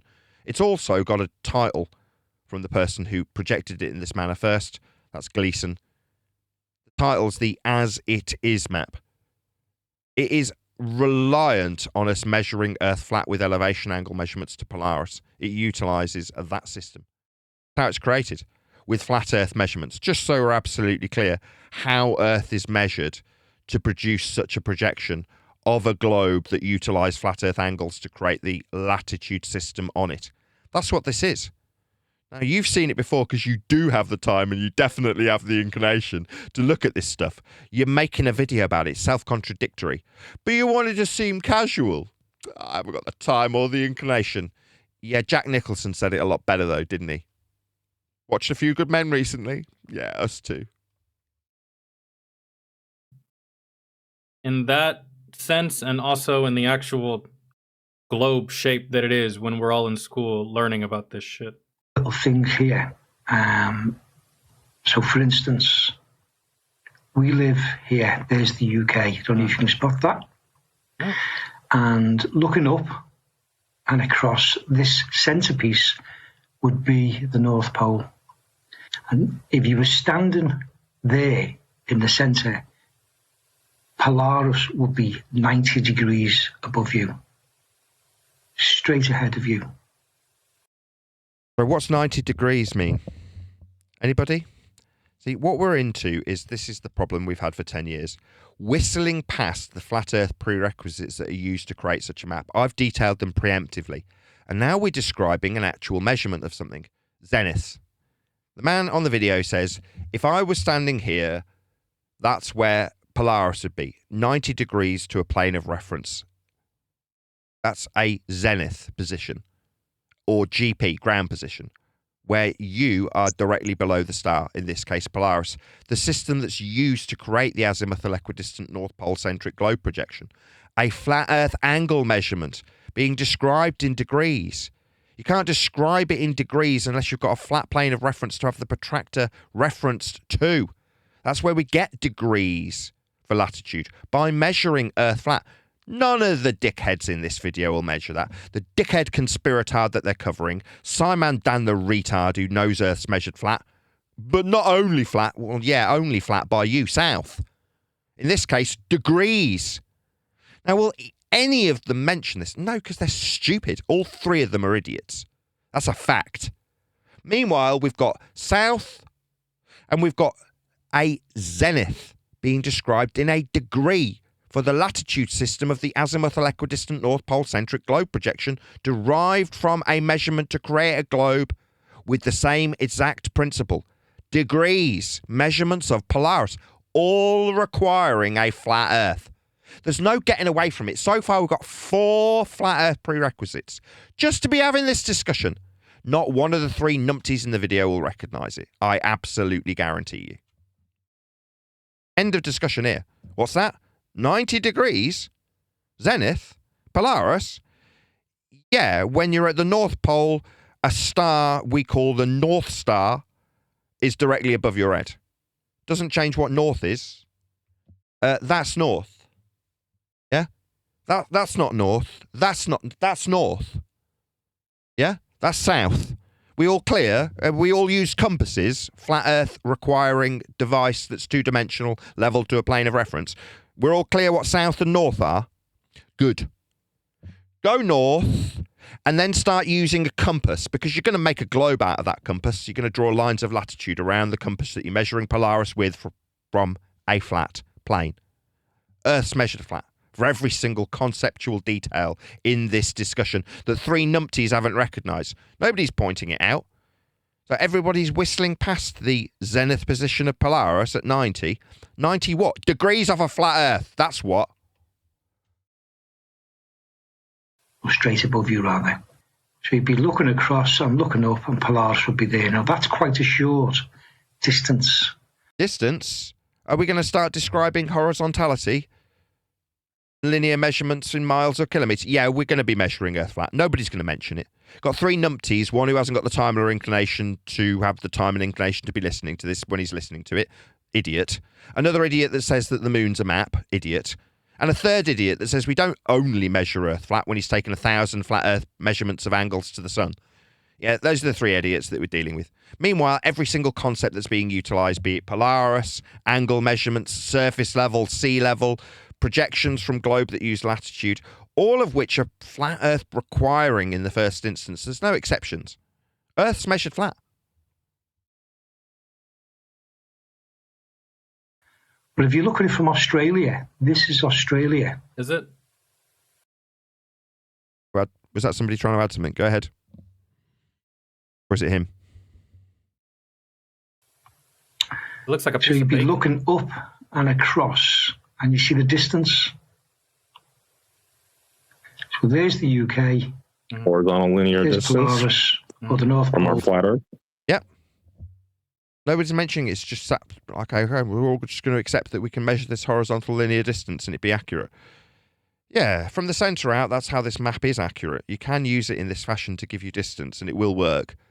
North Pole centric, that's what that means in terms of the projection and its functional capabilities. This is how it works. That's why you've got this tape measure emanating from the centre. It's cut off on a lot of the as it is maps when they're on posters. But this is part of the map and how it works from the centre out. Polaris above it. Mm-hmm. Meanwhile, as Christian just pointed out, we've got a flat horizontal distance being utilised then. Yeah, if this has any semblance of accuracy, globe projection or otherwise, it needs to be a flat horizontal linear ascribed distance, and it is. No apologies needed. Now, there's no apologies needed because everybody understands how flat Earth is dealt with. But then after they've whistled past how flat we will always and ultimately can only deal with Earth, we'll start arguing about whether or not it's flat. It's idiotic. There's Australia, looking across and up. North Pole, Polaris above it. Yeah. So you can see the distances involved. So what we've done is just magically whistled past how flat Earth must be functionally described. All 3 of them have offered no objection to this flat Earth prerequisite of distance. Not one of them's gone, I object. I'm not going to use miles. Where's our curve distance? Oh, there isn't one. But they're not objecting because they're all quite content to accept how flat Earth is being dealt with in miles. Aren't they? Yeah, you all know it's flat. Otherwise, you wouldn't be agreeing. You'd be going, no, I object. I don't want to use this distance. because it's horizontal and linear and can only be ascribed to a flat Earth. It is ascribed to a flat Earth. Earth is flat. That's how it's been measured in miles. So no one's going to disagree with this. It's a fact that Earth's measured flat for everyone always, and nobody's objecting. So we're done. This discussion's over, lads. There's no need to move forward. We've already got plenty of examples how our flat Earth must be for us to continue with any of these under our wing. Now we've measured Earth with them. Flat for angles, flat for distances, flat for globe projections based on Polaris with its angle measurements. Earth's definitely measured flat, lads. Nobody's disagreeing with that, right? You're all using these concepts, these measurements, these distances, these angles, aren't you? You're accepting that the horizontality can be ascribed parallel to the surface level, for sea level. None of these things are being challenged. The maps are based on them. It is that simple. It's not that serious. So for the guy who was asking, well, what if it's flat? No, you're already in acceptance of these facts. You're not objecting to how flat the miles are you? You're not objecting to how flat south or north are, or how you'll ascribe a angle measurement from that flat perpendicular for the zenith of Polaris. No objection was raised. Yeah, Earth's been already measured flat plenty of different ways in this video, hasn't it? I'm done. I don't have to cover anything else. We'll share the guy's video, though. XMC. Oh, there we go. Share. I'll put this in the live stream chat for my live audience. I would hope that if this dude makes a video in response to me, and now, it ain't that serious, my friend. XMC. We just measure Earth flat. It's not that big a deal. It's not an if statement, though.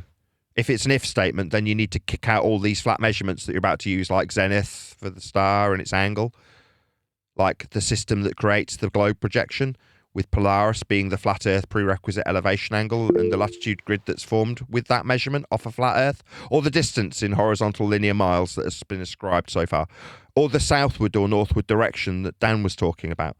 Yeah, all of these things require you accept that Earth's flat. And you do. You didn't object. So you already knew it was flat. That's why you're telling the audience with projection that you haven't got the time for this while you're making a video.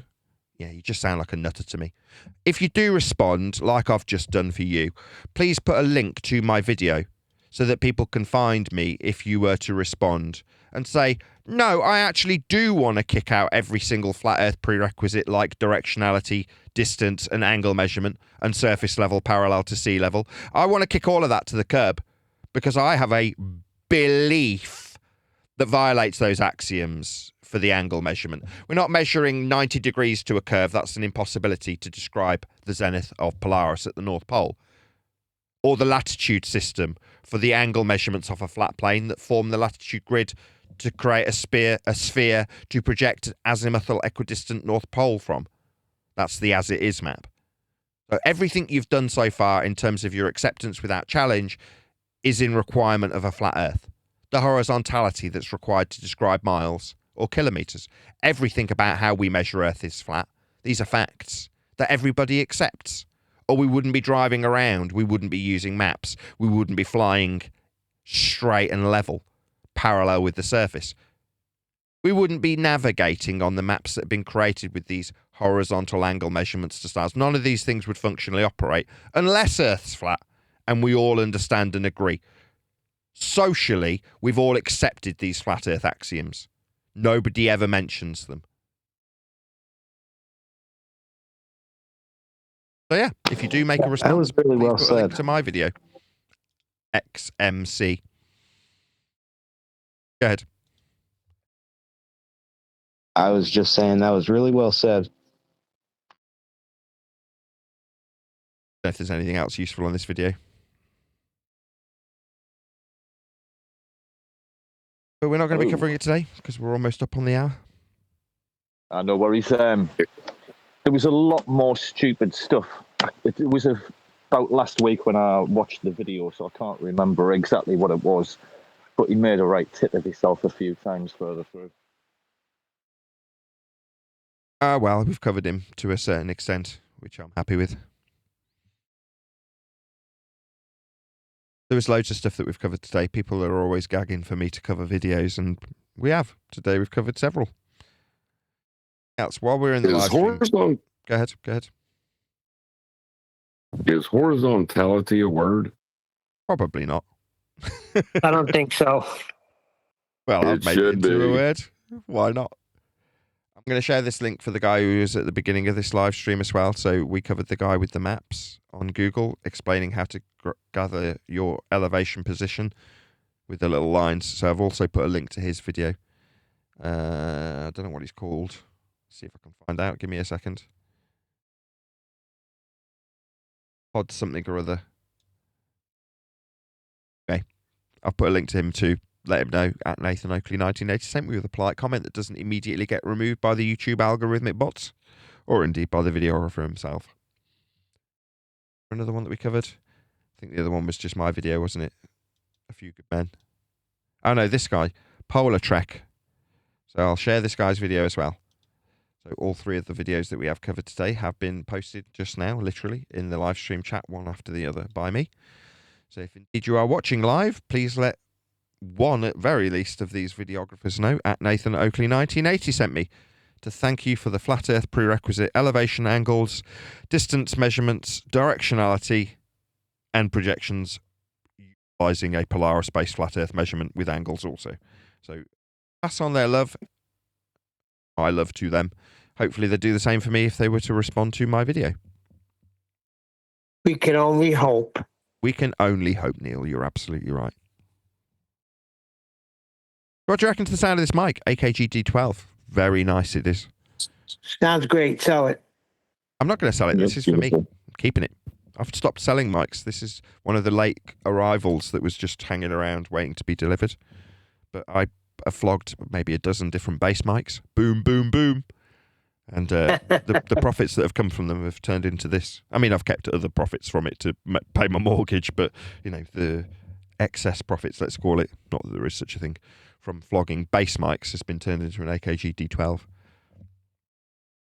Cool, Refracted, you just coming in or you were here before? I'm in here. What's up, bub? You missed the debut. Nathan did A Few Flat Men. Yeah, I edited it. It's on the shorts if you want to. Totally ace. Me 3. You're the main part in it, John, so feel free to check it out as you're the main character in A Few Flat Men. I've edited out all the little gaps and made it flow a little bit nicer with the magic of editing.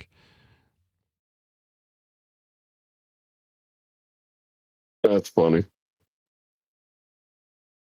You play I again. play a black dude. You play a judge.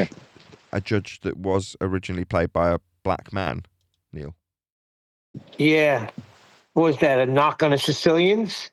I'm just putting 2 and 2 together here. Okay. Fair enough. I think I've already got rid of my... You'll have to check it out yourself. I will. Neil, your kids are black. How is that going to be an insult to you? What's that? I said your kids are black. How is that an insult to you? My kids ain't black. You ever see my kids? They ain't black. Not an insult anyway, it's just a joke. Yeah, I know. Hey, I thought your wife was black. My kids are not black. Yesterday, Nathan, I had a little look into the AI voice cloning and stuff, so I'm kind of glad I seen that and didn't sink any more effort in.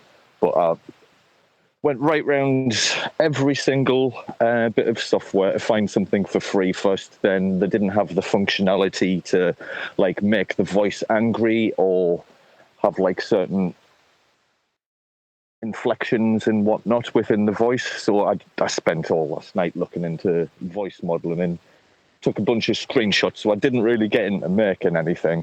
But while I was doing that, I ended up popping in to get a picture of McToon.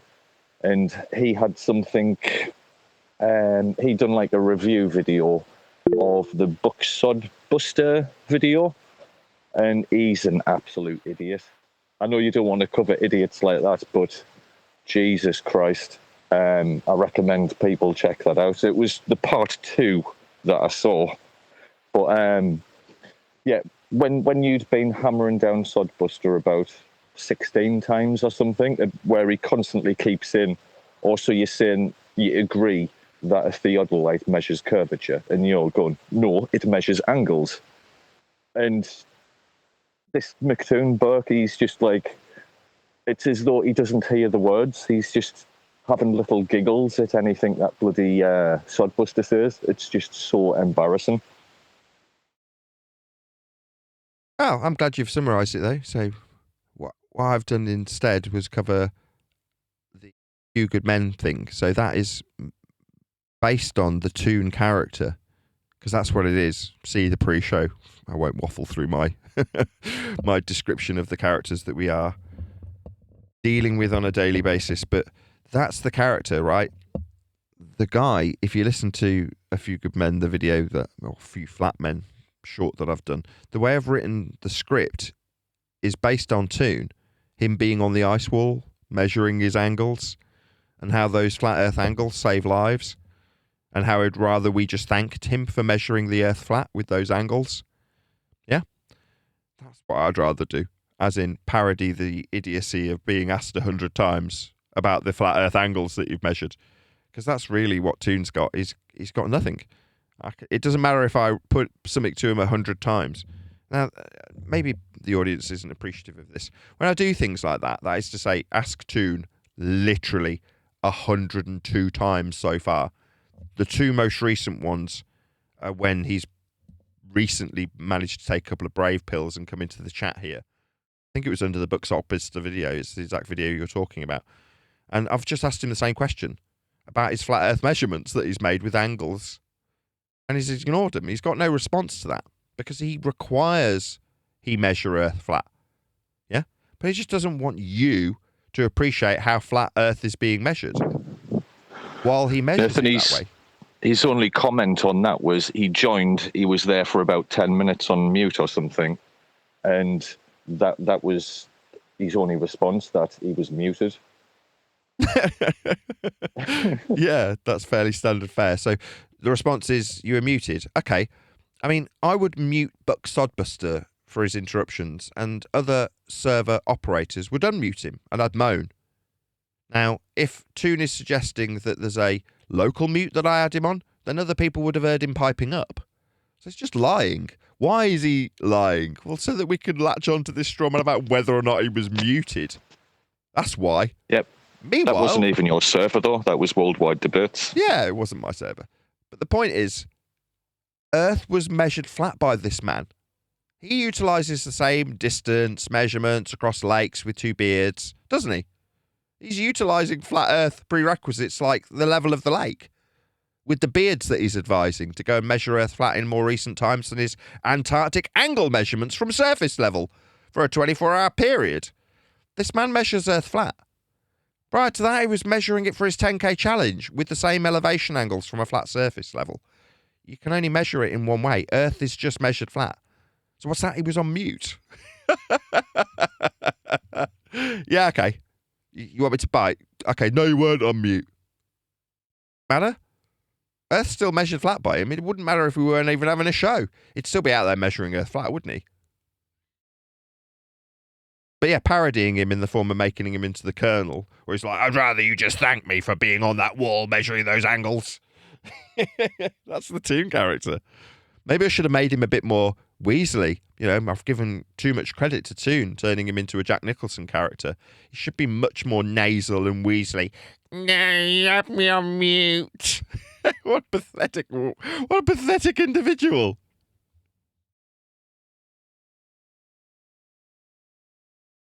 Yeah, these people irritate me greatly. Live show. So with that, I'm going to say, if you are watching this on either Nathan Oakley 1980 or Nathan Oakley premiering streams, then stay tuned, as there will be an after show to follow. Well, I feel like a heel now, buddy. I'm sorry. Yeah, my It's kids, an awkward moment, but I are laughed pretty light. hard. My kids are light. If anything, I mean, they're darker than me, but they're Got awesome tans, but they're black. Look, don't deny the black roots of your children. It's just outrageous, Neil. My children have Indian roots. Now, if they were from Africa, Indian, then they would have African roots. Not white. They have Guyanese roots. And in Guyana, you have many races. You have black, you have Indian, you have Asian. My wife happens to be Indian. Yes. By the way, I had some nice chicken curry last night with roti. Oh, delicious. We're going out for curry on Friday. Can't wait.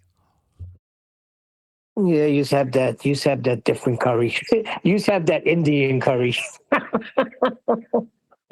won't be saying my wife is Indian, but she doesn't have that Indian curry. We have Guyanese Indian curry. Big difference. I have curry every Friday, and I've done for a while. It's curry night for me. Yeah, same here. And I love my curry. There's some places in Manchester where I go. They're like little. If you walk past them or even go in them, you'll think I'm not eating in here. Places like Chapati Corner, Cabana Cafe. There's a place called Rice and Three in the centre of Manchester, which we've been going to for years, and the food is amazing. But when you walk in, it just looks like a little cafe. It's pretty scruffy, but I've been in the kitchens and they are clean. But the food is absolutely authentic and amazing compared to like a restaurant type of deal. You know, they cook it up overnight and stew it, and then you can have a rice in three. So you can say I'll have a lamb curry, a mixed veg, and a chana, and a chapati, and a glass of lassi or something like that. And I think it's like £10. It's absolutely amazing. You're telling me that freaking mall food is better than a nice Indian restaurant? Yeah. I'd have to question your palate. Because he lives in Manchester. Yep. Although some of the best foods are in a little hole in the walls that you don't even recognize, that people would skirt right by. That's right, yeah.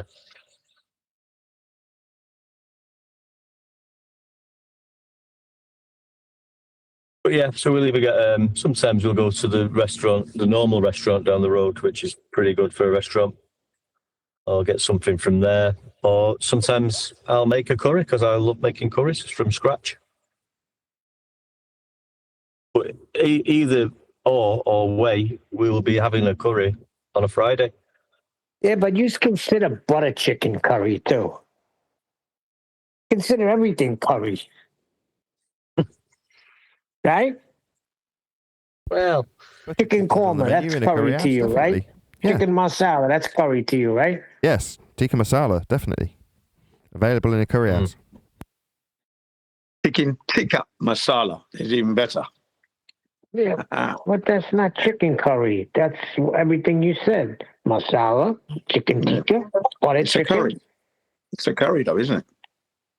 Yeah, it's probably got curry in it, but it's not specifically chicken curry. No, but it's still a that curry. is And just- there's been a 300-year history of curry eating in Britain alone. Yeah. I'm sorry, Yeah, but you I guys couldn't love stop that myself curry. in this discussion. Hello. Okay, go ahead, Flat I Out. couldn't Tell us stop what it's myself like. because you were talking about curries. Because you guys are naming just a few. Of course, these are curries, and you can customize the consistency of the curry, that is thick gravy or thin gravy, according to your liking. But these are just the tip of the iceberg, the most famous ones. But different regions within India have such great variety of curries and also other stuff that you won't believe. Okay, so you're saying masala and butter chicken, that's curry, right? There's chicken teleprasi. Hold on, I'm asking the Indian guy. Hold on, I want to get it from all right, Arthur. all right. Flat Arthur, is masala and butter chicken, is that considered chicken curry as well? Yes, but from a Western perspective, we Indians do not usually use the word curry for all these things. Right? So, curry is a special type of dish out of which all these butter chicken and tikka masala and do pyaza, all these are different types of gravy. And curry is a type of gravy. So, not everything is curry here in India, but from a Western perspective, you call everything curries. So, yes, they would come under the same category. Everything is a curry. You can just I want change the the original. I consistency want of the it. roots. The roots. You're telling me the roots don't call it curry, but the Westerners call it curry. Yeah, they might call it curry, but you're eating the authentic. You're eating the authentic food, though. It may come under curry, but chicken mughalai, for example, that's absolutely fantastic. And then there's chicken jalaprazi, another beautiful food. Rogan Josh, Correct. yet another See, food. Jin So is these are all naming a authentic few of foods. the better ones. Yeah, Jin thank you, knows 'cause I a love few of food. the better ones, jhal prezi and do pyaza and so many others. And for us, curry means really thin, watery gravy. And all these others, butter chicken, tikka masala, jhal prezi, do pyaza, all these others are thick curries with vegetables. So we don't call them curries. They are thick gravy. See, I usually when I make my own, it's usually the same. So I don't know what you call it, but obviously I start out with the onions, get a load of onions in there and melt them down. Yeah. And then obviously garlic and ginger. And then the spices I use, the spices I'll use in there usually would be cumin, garam masala, and turmeric. And a bit of salt. And So then basically that's my gravy then. The word masala means spice in Hindi. Masala is a spice. So chicken masala is nothing but chicken spice.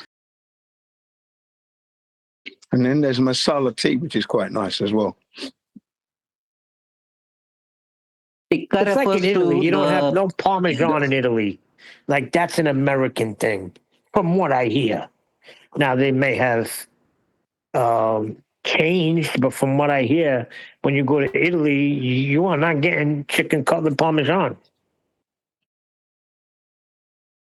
So the word tikka is basically small chunks of chicken, and mostly when you make kebabs out of them, you choose the boneless ones, and that is what we call tikka. And you have a lot of uses for it. We make rolls by wrapping it within a chapati and an omelette, and all types of sauces and raw onion, raw chili, lemon, all these things. But you can make gravy out of it. That becomes chicken tikka masala. Yeah. And Listen, the Indians brought flavor to the world. Imagine the Englishmen when they first came over there. What were they eating? Potatoes and chicken with nothing on it. No, Then they were stumble eating quite hold on. Then herbs they and stumble spices in across Britain. these Indians that have all these spices, and they say, we need that here. Now, I think you're going to find that the British cuisine is a magnificent, fantastic cuisine, especially when you're moving through the countryside. Before or after the Indian influence? No, this is before the Indian influence. Yeah, of course, yeah. Because you're talking about roast. They had herbs back in the day. Yeah, herbs. roast. Hold on, wait a second. That's my point. Roast. It's a bland food. No, it's not. Not when you've got your herbs going in with it, and gravies and that. It's not spice. You didn't get your spice till the Indians came. Yeah, we're not talking We've about got spice. egg and we're talking chips, about herbs. mate. We've got We're talking egg about and English chips. herbs. Don't Hang worry. on. We're talking about English cuisine as a No, English I said herbs. spice. No spice. English herbs alone makes the food fantastic already. Yeah, but it's not spice. That's what I'm saying. It wasn't. It's still delicious. You got the spice. It's not bland. Hang on. It's not bland though. You can't say English food is bland. You can't say that. Sorry. I grew Fish up and there. chips is bland, my friend, but I love it. That's not the only fish. Of course it that's is. not the only food in Britain. I can say that. Roast I can is say that, and it's Come on, you obvious. Brits. You're not even defending your own cuisine now. What's going roast on? is roast. I mean, No, it's one of the best foods on earth. Roast. Yeah, I love And by roast, the way, but it's one not of the best spice. foods And on by earth, the mate. way, Neil, Indians did not go anywhere. Those bastard Britishers I know they took the came here shit. and looted us, And they said, we plundered like us this out spice, of all so our let's get riches and gold and everything. Right. Yeah. Let's start something up, and we'll get the freaking how to get it imported to us. That's it. Nothing wrong with that. Yeah. You don't have spices in roast dinner. It's a separate meal. And I'm talking about English cuisine can stand up by itself. India didn't help that. India just brought in their spices as another flavor for us to enjoy. Right? If you grew up and brought up in Britain, you're going to be eating British food, and it's very good. A little bit high calorie in places, but it's beautiful wherever you go across the British Isles. Listen, you got to travel to same to, thing to in know this. America. I got it. I understand. Yeah, You well, got America roast, steals everything. You got apple chicken. pie. Apple pie is British. It's not bloody American. Apple pie, nothing to do with America. Why don't you relax? We are British. Britain freaking colonized us here. So we got their foods here. I know what the freak they taste like. Exactly. The original American food is beans and black coffee, I think, was the cuisine back in the day. What are you talking about? You're talking about before Britain got here. I don't know what. I was talking about cowboys when the cowboys were there with their beans and what was it? Beans and black coffee. What are you talking about? Cowboys were already colonized by the Britons. beans and black coffee. No, they had. Well, that was mostly the Irish out of West was one, right? Mostly the corrupt Irish. And then you have your hot dog, and then your burger. Well, that's German, though. Yeah, I know it's German. Yeah, but Americans seem to have owned that as well somehow. And then you got your Italian food. Yeah, because America's the melting pot, the country of all countries. We got everything in here. We got German food, we got Mexican food, we got our roots of English food, Italian food. We got it all here. Yeah, unless you're in Britain or Germany, you're not going to get the same quality, I would have to say. And I've traveled. But so I thought Germany, you can get the same types of food. So.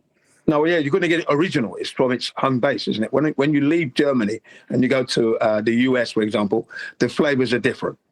Listen to this, since we're talking about gravies, right? I love gravies. I love them all, especially brown gravy over potatoes and stuff. Delicious, right? So my younger brother was getting married to this American-German girl named Tracy. So we had to go meet the family, right? So our whole family went over to meet their whole family. And they were serving a dish called sauerbraten. The freaking title should have gave me a warning, but all I saw was brown gravy. And I was like, oh, this is going to be good. I put that gravy all over the potatoes and whatever meat came with it. Oh, my God, this shit was nasty. It tasted sour. I couldn't, and my mother kept hitting me with her elbow because I was not like hiding the fact that it sucked.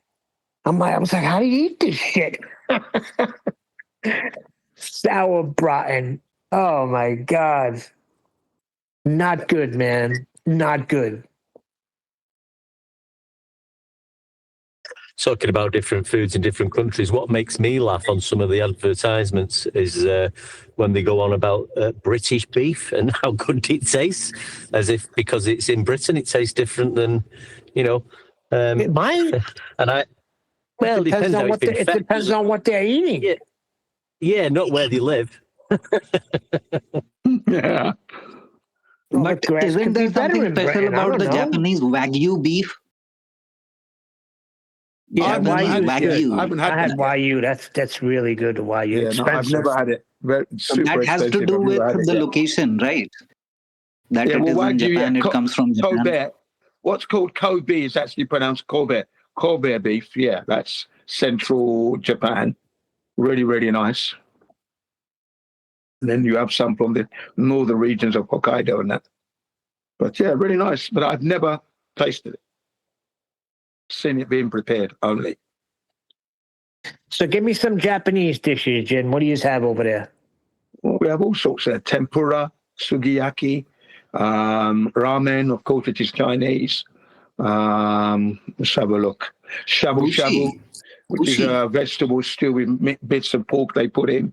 I tend to put beef in that case. Then there's yakiniku, which is grilled meat. Then there's yakisoba, which is grilled soba. Then grilled noodles. Then there's soba, which is wheat noodles. Really, really nice.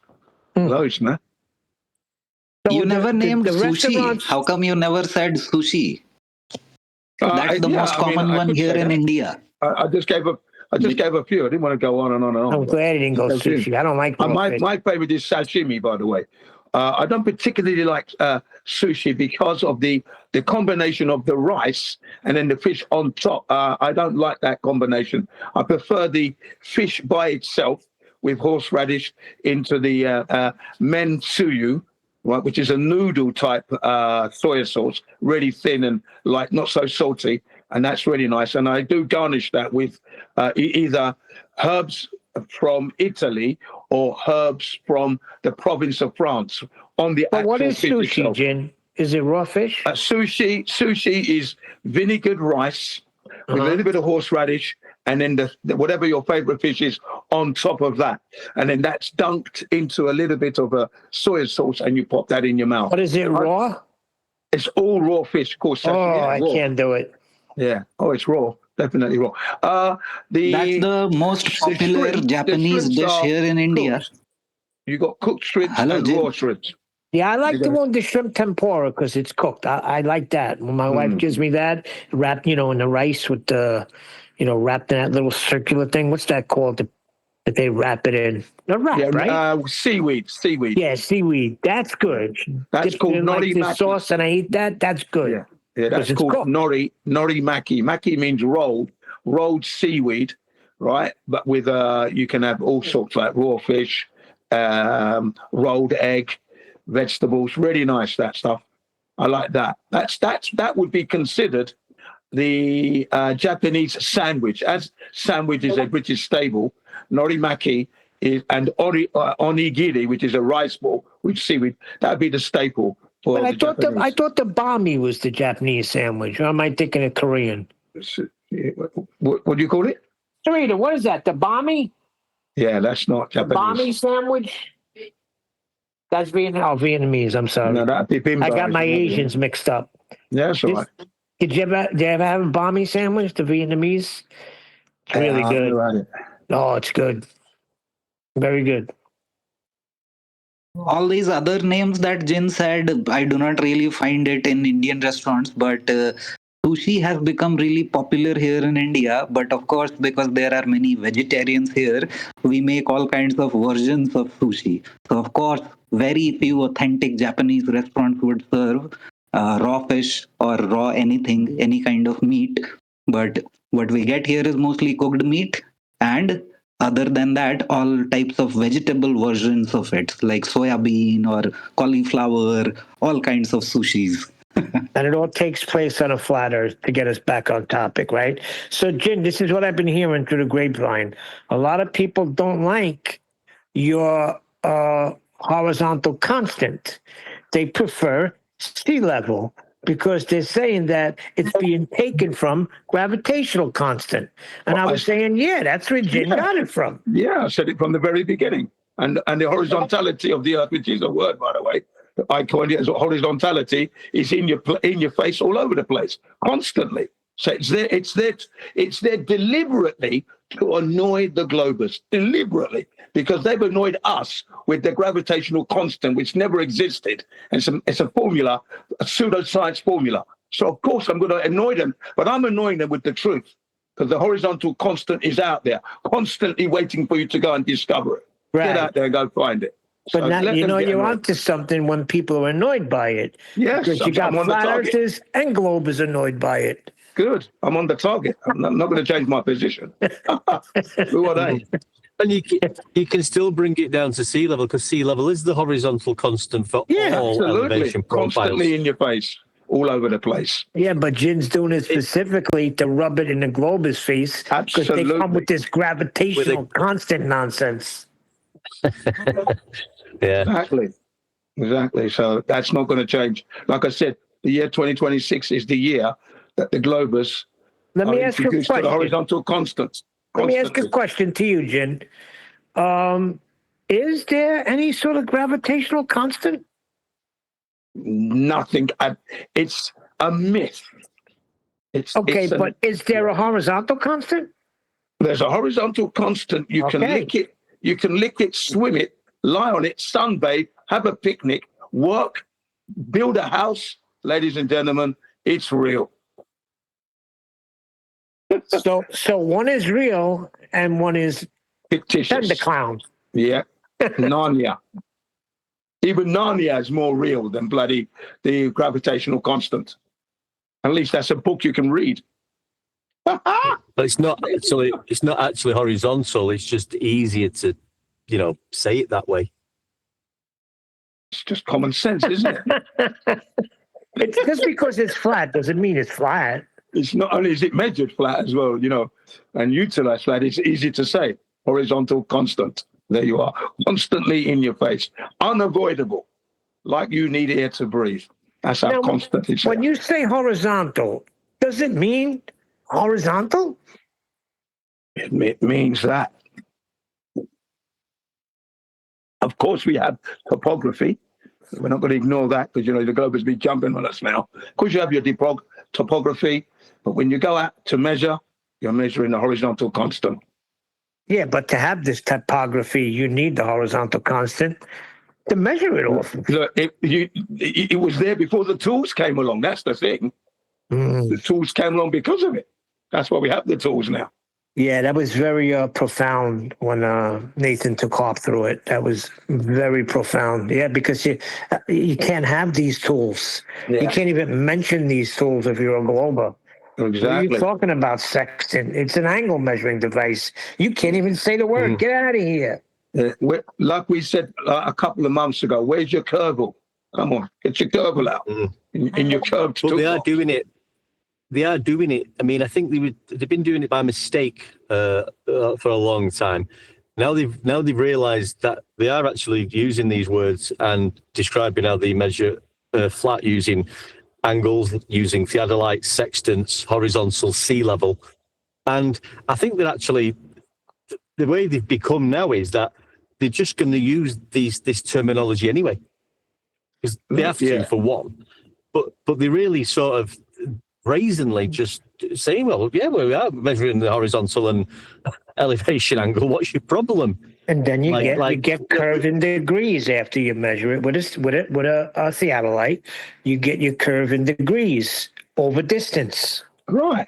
Look at McToon. McToon is lying. He was on mute, so he couldn't speak into the chat and say, "Can you not unmute me?" And I don't think Riggs, who runs that server, would have his guest McToon be muted. He just wouldn't. So that was just a big pork pie right there. And he doesn't want to talk about his utilizing flat earth terminology and measuring, what's the word I'm looking for there? Measuring procedure, right? Methodology, because it's like the third rail on the subway. You mentioned that. You're talking flat earth. He's desperate. McToon, when we come for him, he's a man desperate, running all over the place, like a headless chicken.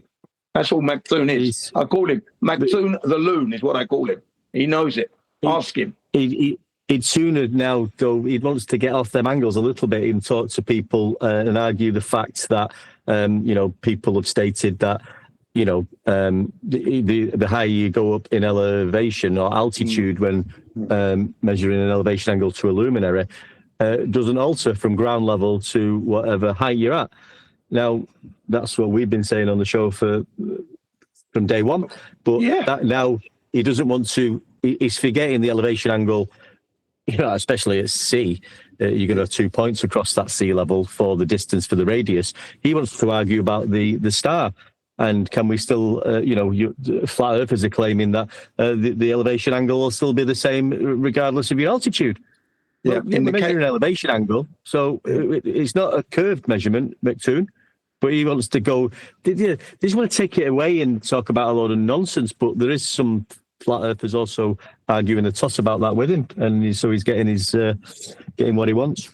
Yeah, but basically, McToon is just running from not whistling past. He's running past. You understand? Yeah. Now he's finished. He was finished from the beginning. The day he started reading a book, when I debated him twice, he was reading from a book of psychology. Well, because he was overwhelmed with the ferocity that I was giving him, that he didn't get a chance to speak because I kept hitting him with where's his curvature and stuff. right? And he started to read from the book of psychology, and everything the book was stating, he was trying to say that flat earthers are this, but it was actually himself and globers he was describing from the book he read. But what a fool, you know, honestly. You know, I think Len's, did Len want to say something? Sorry, Len. Go ahead. Sorry, mate. No worries. That video I watched of McToon, where he's gone through the Sodbuster affair. Sodbuster was going on about saying, right, he was saying that theodolites measure curve 1 million times for all Nathan was correct in saying, no, they measure angles. Then you calculate your curve bullshit afterwards. But in McToon's video, he was like, right, so the measure angles, and you get that in degrees. There's 360 degrees in a circle, therefore it's a ball. That was his fucking logic. It's ridiculous. Wait a second, a circle's a ball now? Okay. No. What's happening is... He's not break that Greek, down. is it? What they do is they take the protractor that we measure the sky parallel to the ground with, and the angles that we see the stars through on the curve of the protractor. That curve of the protractor becomes the surface that they believe they're standing on. But when you back engineer a surface that's curving, you have to functionally create a tangent plane with a dingleberry below it so that you can take the angle with respect to the flat surface you measure with the protractor. But then you've got a protractor sat on top of a ball at the tangent plane that they've created when they beg the question of a ball in the first instance. So then they have to transpose the protractor that sat perched at a tangent point on a plane that they've actually measured with a dangling ball beneath it inside the ball so that the ball can become the protractor based on latitude. So in essence, when they say curve, what they're actually doing is taking the angle measurement from a flat surface and converting the angles through which you measure a flat line along the surface and a line up to a star into the curve of the surface they think they're standing on. So the curve of the protractor is their curve of the Earth. Do you understand? Yes, absolutely. Yeah, I mean, it's very, well, it's what Eratosthenes did, basically, isn't it? He's measured his angles and then took himself inside a circle and done some division and multiplication and divided it from inside the circle, you know, and got his circumference. That's what he did. No, but Nathan hit it right in the head, the outside of their protractor. Exactly. Yeah, there is no curve. What? So the angle measurements you can measure from a flat surface can become the curve. So their curve is the curve of a protractor that they're measuring the Earth flat with. Talk about jumping through hoops, bloody hell. Oh, they're crazy, aren't they? Well, crazy is an interesting one. That's a nice segue. I was waiting for that. Yes, we might see some unpredictable reactions from our opponents moving forward. The more relaxed we are naturally, because we understand and appreciate how flat Earth is, and the more we point out that they require it to be so for their arguments, the more chance that there is that there will be I don't know if visceral is the right word, but an overt, a stark reaction that could be very unpredictable from our opponents moving forward. Because the more relaxed we are, the more stress and pressure they feel in their religion. Do you understand? So, like a caged animal, they might lash out in unexpected ways. Just be aware. No, you're 100% correct. Yeah. And it started with the measurements. You started to see them starting to get a little crazy because they can't handle a measurement. I told you, it's like pouring salt on a wound. So, yeah, be afraid. Be very, very afraid how they might respond.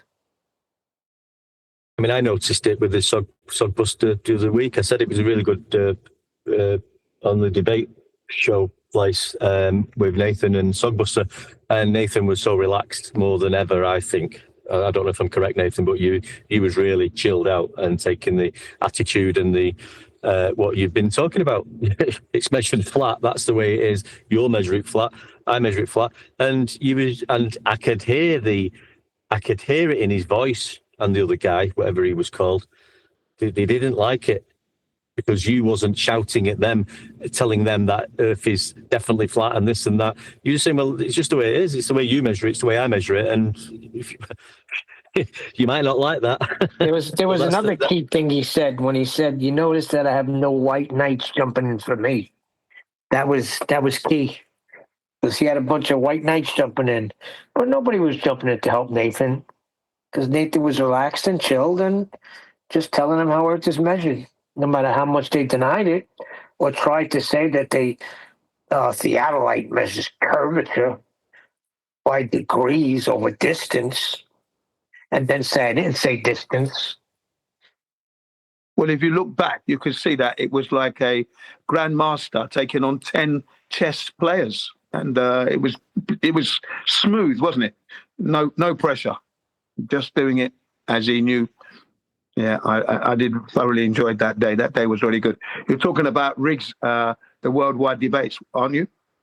Yeah, the first one where Buck Sodbuster was the main competition there. But there's going to be others that, I mean, I was more thinking of how people like Toon will react, because he's going to be influential to a group of people, because he's inherited Katz's channel. Well, why did he inherit Katz's channel? Well, for the same reasons that I can see Toon going nuts.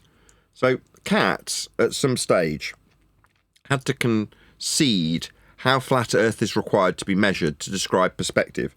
So he says, I'll give you a flat Earth for that, to try and get around the fact that he has to utilise Earth in that manner to describe perspective with Earth. Now, Toon did it the other day when he was debating with Vaxwax, but Vaxwax didn't pick up on it. I certainly did. When Toon's having to explain how the distance functions, and then he catches himself doing it and says, on a flat Earth, like he's making the example for how it could work hypothetically on a flat Earth. It's like, no, you're using it flat. It's the only way to describe this distance. But when he catches himself doing it, Toon that is, he introduces it like it's an alternative. Like, well, on a flat Earth for the distance. You're like, no, it is just distance. There's no need to say on a flat Earth. It's just the distance that you use, I use, we use, that is used.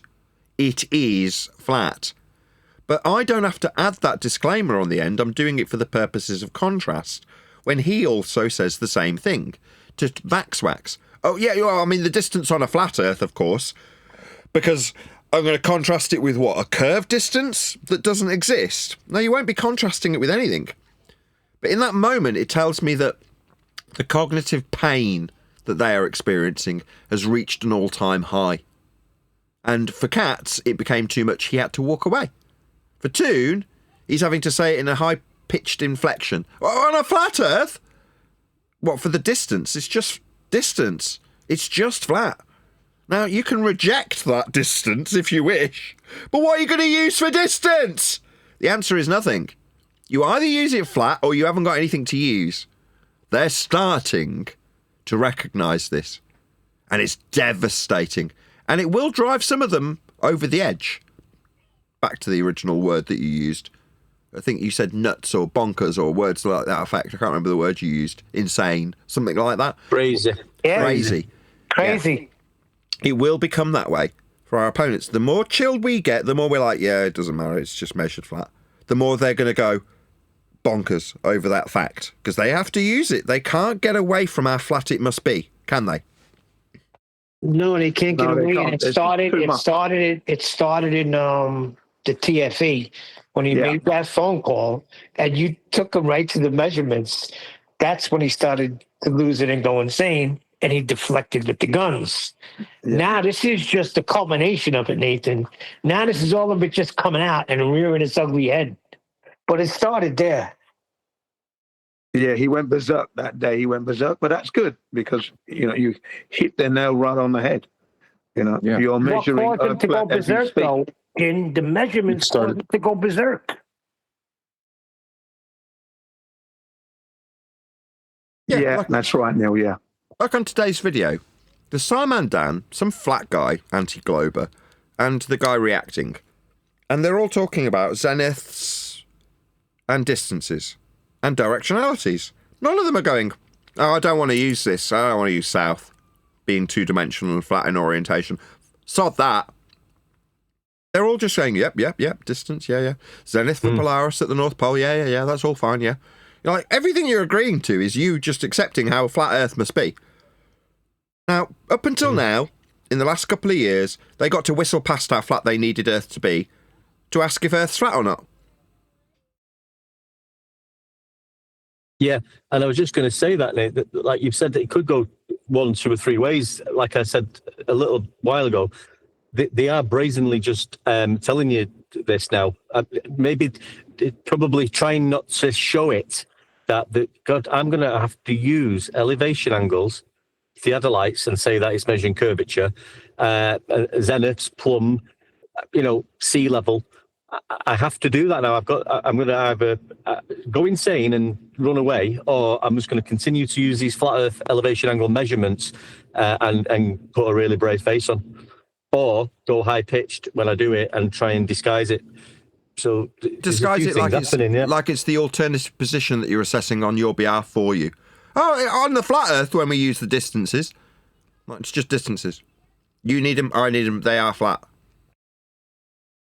Or instead of coming on live, he'll say he was muted and feed other people information so they could be the guinea pigs going forward, like Buckshot Buster.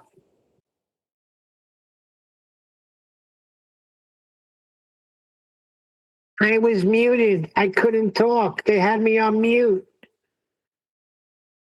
Nathan's married to the mute button. He even said that in the Antarctica nonsense.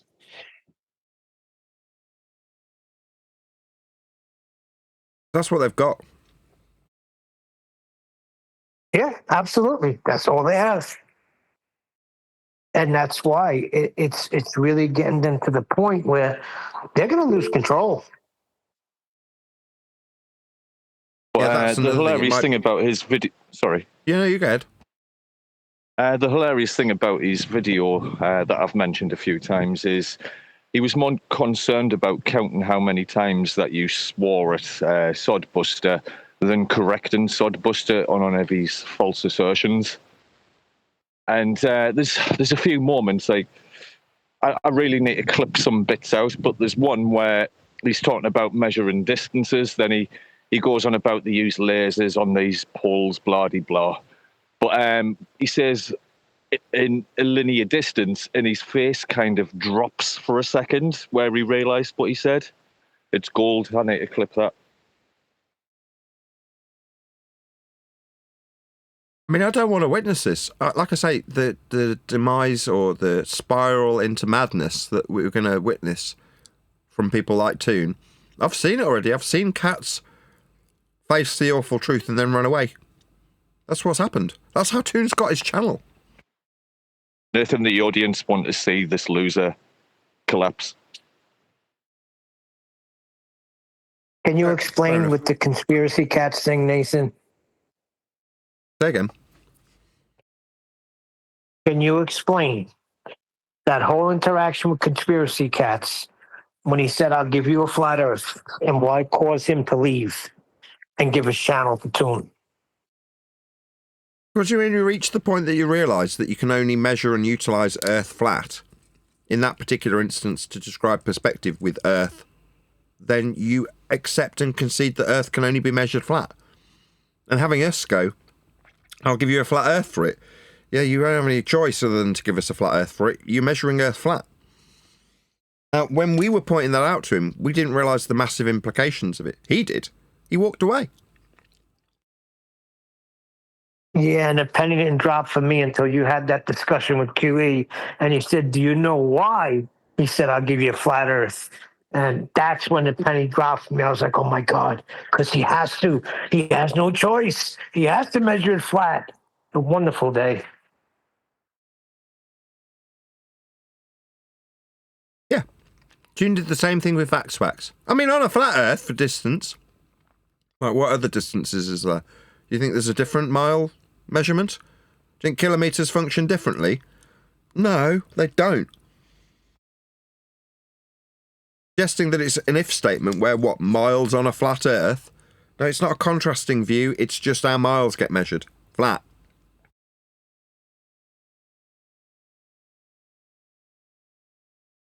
It's just how it's done. There's no dichotomy. The Earth's measured flat. Yep. Yeah, there's no one way or the other. There's only one way to measure. Then you could derive anything you want from that. You could derive a roast chicken. Yeah, but I mean, if you measure an elevation angle from the top of Mount Everest, it doesn't mean you're measuring Earth flat. That's what they're coming out with.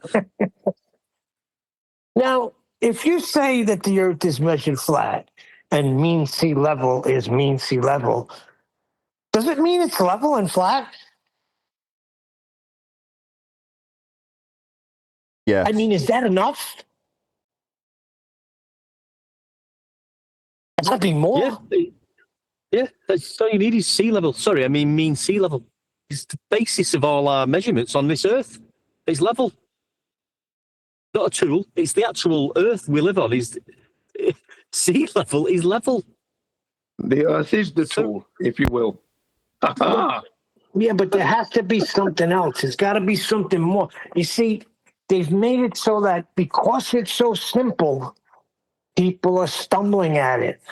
Only us, only you. we, only the people inside this discussion who feel like there's a logical consistency. We've been convinced that it's a philosophical viewpoint, haven't we? So therefore we need a logical consistency. Whereas the guy who's describing the elevations on the map video earlier today, he didn't make any apologies, he didn't draw any logical conclusions because there wasn't any to draw. He just describes your height off the surface level on the map.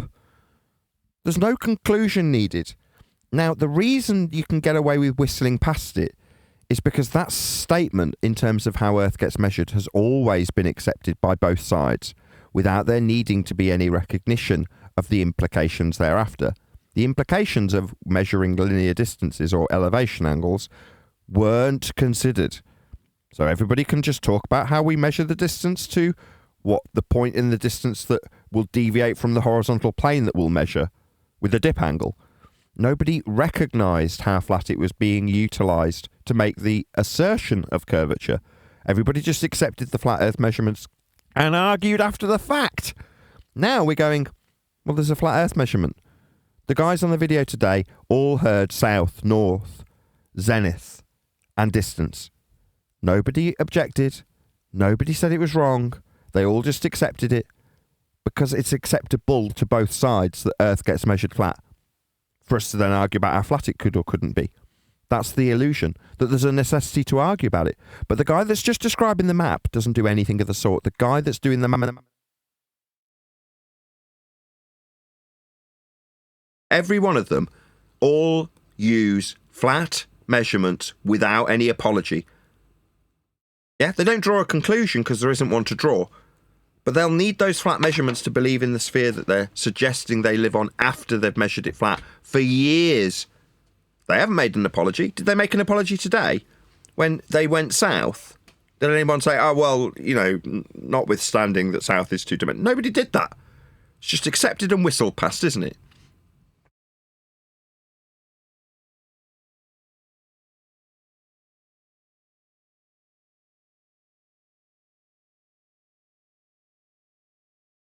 There's something about it is that I feel that they don't realise that they're living and measuring a flat Earth that they live on. That's the thing. They don't hit that. They still think that they're on a globe, and so do the normies. Because all the normies that I've met online and on the streets, when you say to them, you know, Earth is measured flat, they don't know what you mean. You always have to explain. So clearly, it's not there. So I can't accept that they know. You know, no, I just the deception and the way people are behaving, it just doesn't match. It goes even those in the field as well, who are actually measuring flat with their tools. Let's try and explain again. Your inference is that the needs or requires there to be a logical consistency added to a statement of absolute fact, and there isn't any necessity. On the video today, you got Simon Dan describing south. Now, does he say south, but because I'm a globe believer, I reject out of hand the two-dimensionality of a compass. No, he accepts how south works. Because south just is what it is. No explanation is required, but also, and this is why they get away with it, no apology is given when it does not function any other way but flat. So long as you don't give an apology for the use of a flat earth prerequisite, everybody, including globe believers, can use it without it even getting mentioned. We've gone, stop. Earth's being dealt with as a flat plane. Here, right at the beginning, on the front cover. It's in the title. South, you say? That's flat. Oh, no. What I want to do as a globe believer is accept how flat south is and can only be, so I can move forward and ask whether or not it's flat. But we must all ignore how flat south is. I need to use it. And there's no apology given. None is required. For us. There should be an apology from our opponents who've been using these flat earth prerequisites the whole time, but they don't offer an apology. So it goes without saying that south is two-dimensional. It just is. But you wouldn't say, I'm on a map using south, I'm going to Antarctica. Just, by the way, ignore the fact that south is a two-dimensional, flat earth only prerequisite. Just ignore that, because I need to use it to suggest that we're moving antipodal on a ball that I'll create after I've previously moved south and measured angles with respect to the plane that the direction of south will give me to form the latitude system to create my ball to assume antipodal positioning when I describe this flat earth only direction, which I will whistle past and not apologise for as not being ball shaped and only being flat. I just want to say south and have everybody accept that we all know what it means, but nobody mentions how flat it is. Yeah, but Nathan, I'm sorry, they're going to have a get out of jail free card. Jen, you're not going to like it, but they are, because Nathan, they're measuring Earth flat. If it does hit where tomorrow it's announced on the news, what are they going to do? What can anybody do? They're going to say, what are you talking about? Look at my video. I was showing you, I was demonstrating to you that we're measuring Earth flat. So they're going to have that get out of jail free card. You better believe it.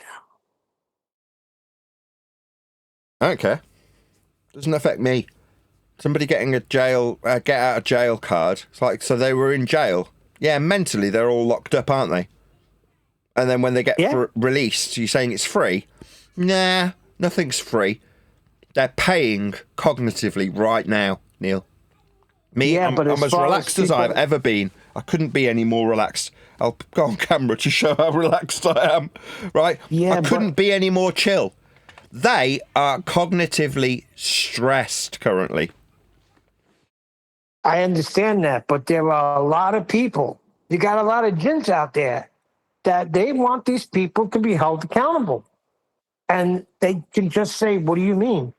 Look at my videos. I'm a cartographer. I was measuring the Earth flat the whole time. You dummies wanted to believe it was a globe. I never said it was. So they got their get out of jail free card. You better believe it.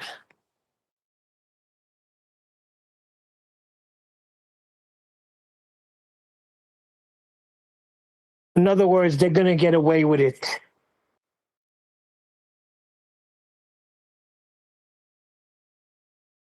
Yeah, it would seem so. Ha ha ha.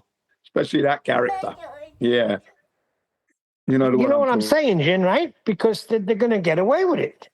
They're going to try and get away with it. Fall in and get away with it. Yeah, they're going to try and get away with it. We'll pull them up on it.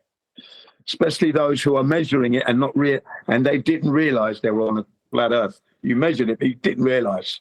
And yeah, but that's what they're going to hide behind, Jin. Yeah. They're going to hide behind it. No doubt about that. But people like us will pull them up.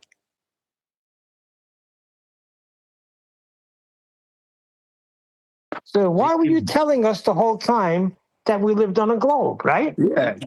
They're going to be in trouble. They're in trouble from the word. They're in trouble. Exactly. Why were they teaching in the school system about a freaking solar system and how we're the third planet from the sun? Yeah. Why was that being taught to my child along with 2 + 2 and reading comprehension? Can you please explain that? No, there's going to be a lot to answer for there. If people of that frame of mind You buy them and you found out what he's prescribed, 500 million. Are you trying to say spherical triangles don't exist? No, you explained to me where all this money, my taxpayer dollars, went to a company called NASA. What about all of that? Yeah, it could lead That's to a lot all of that. money over the years. When was NASA established, Jim? Wow, 1950 something. Look at all those years of taxpayer dollars that went into that freaking agency. How these fat cats been living while people are scraping to buy a loaf of bread. Yeah, as what's his name put it? Gil Scott Heron, Whitey on the Moon. Poem by Gil Scott Heron. Okay, and it's all about living in Harlem and places where there's poverty all over the place, right? But the money they spent to go to the moon, and they never went, did they? Remember that. So that was a very powerful poem that he wrote. He couldn't afford to pay his rent, can't afford to pay the rent, and the rent has just gone up, but Whitey's on the moon, you know, blah, blah, blah. Great move, great poem. Yeah, and they didn't stop at the moon. There's still a NASA agency that's still pulling the money from people. Yeah. Right? They've got the Artemis mission now. They are working on Artemis now. And they haven't stopped, of course not. And then they had all these stupid games where that's not there, $20 billion plus to the taxpayers. Well, they're going to the moon again, but they're not actually going to the moon, are they not? That's exactly correct. Do you want to hear it? I've got it in front of me. Green screen technologies. We have a poem here. It's called Whitey on the Moon, who's inspired by some Whiteys on the moon. So I want to give credit where credit's due. A rat has done its bit, my sister Nell, with Whitey on the moon. Her face and arms began to swell, and Whitey's on the moon. I can't pay no doctor's bills, but Whitey's on the moon. 10 years from now I'll be praying still, while Whitey's on the moon. The man just upped my rent last night, 'cause Whitey's on the moon. No hot water, no toilets, no light, but Whitey's on the moon. I wonder why he's upping me, 'cause Whitey's on the moon. Well, I was already giving him 50 a week, with Whitey on the moon. Taxes taking my whole damn check. Junkies making me a nervous wreck. The price of food is going up, and as if all that shit wasn't enough, the rat done bit my sister Nell with Whitey on the moon. Her face and arm began to swell, and Whitey's on the moon. Was all the money I made last year for Whitey on the moon? How come I ain't got no money here? Whitey's on the moon. You know, I just about had my fill of Whitey on the moon. I think I'll send these doctor bills, airmail special, to Whitey on the moon. Well, don't forget, you're gonna go after the Whiteys. Hold on, you're gonna go after the Whiteys. Wasn't it some black lady that did all the mathematics? That's correct. The astronauts at one time. They made a movie about that recently. He wasn't on the moon, yeah. But that's Gil Scott Heron. Yes. That was by Gil Scott Heron, yeah. And did you know that Gil Scott Heron's dad was the first black man to play at Celtic? Gil Scott Heron's dad, by the way. Oh, okay. Which is, yeah. Amazing Good man. poem, though. Yeah. So obviously he knew something there, didn't he, Gil Scott? They should have said Anglos on the moon. That would have been better. Yeah. Or wasps on the moon. But it makes it far worse, right? He's saying, what a waste of money. But a waste of money for something that didn't even happen is even worse, right? It's adding salt to the wound. So not only did they piss all this money away on an endeavour that seems pointless, they didn't even do that. They just lied about even doing it. What an outrage. Well, it couldn't be done at that time. So we got to remember that. They didn't have the technology yet.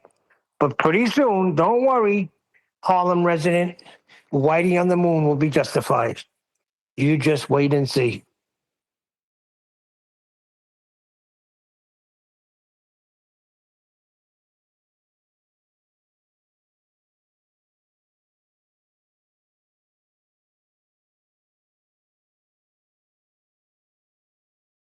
The years again, it's 2026 now, right?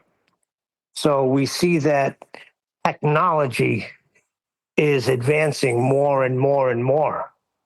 So you have to, you got to be ignorant to think that the technology we have today can get us to that region. It's a few things we got to fix. And yes, we will be there as a human race.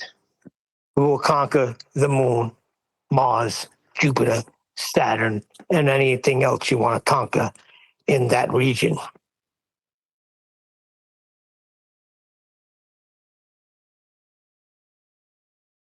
Just gotta have a little faith.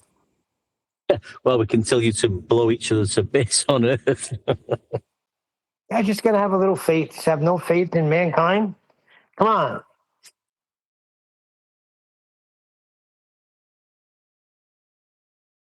We had a guy in here this morning talking about ether, how divine it is. They're gonna crack it, don't worry. We'll get that free energy.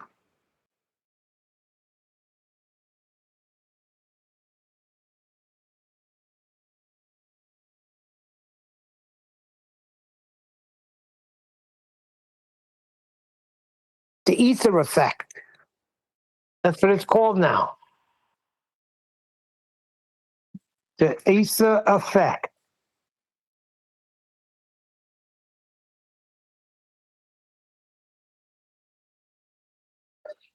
Just totally off the subject, like we were talking about, the all conspiracies lead to flat Earth. There's a guy I bumped into. He got into flat Earth sort of first. Now he's getting into all the conspiracies or things.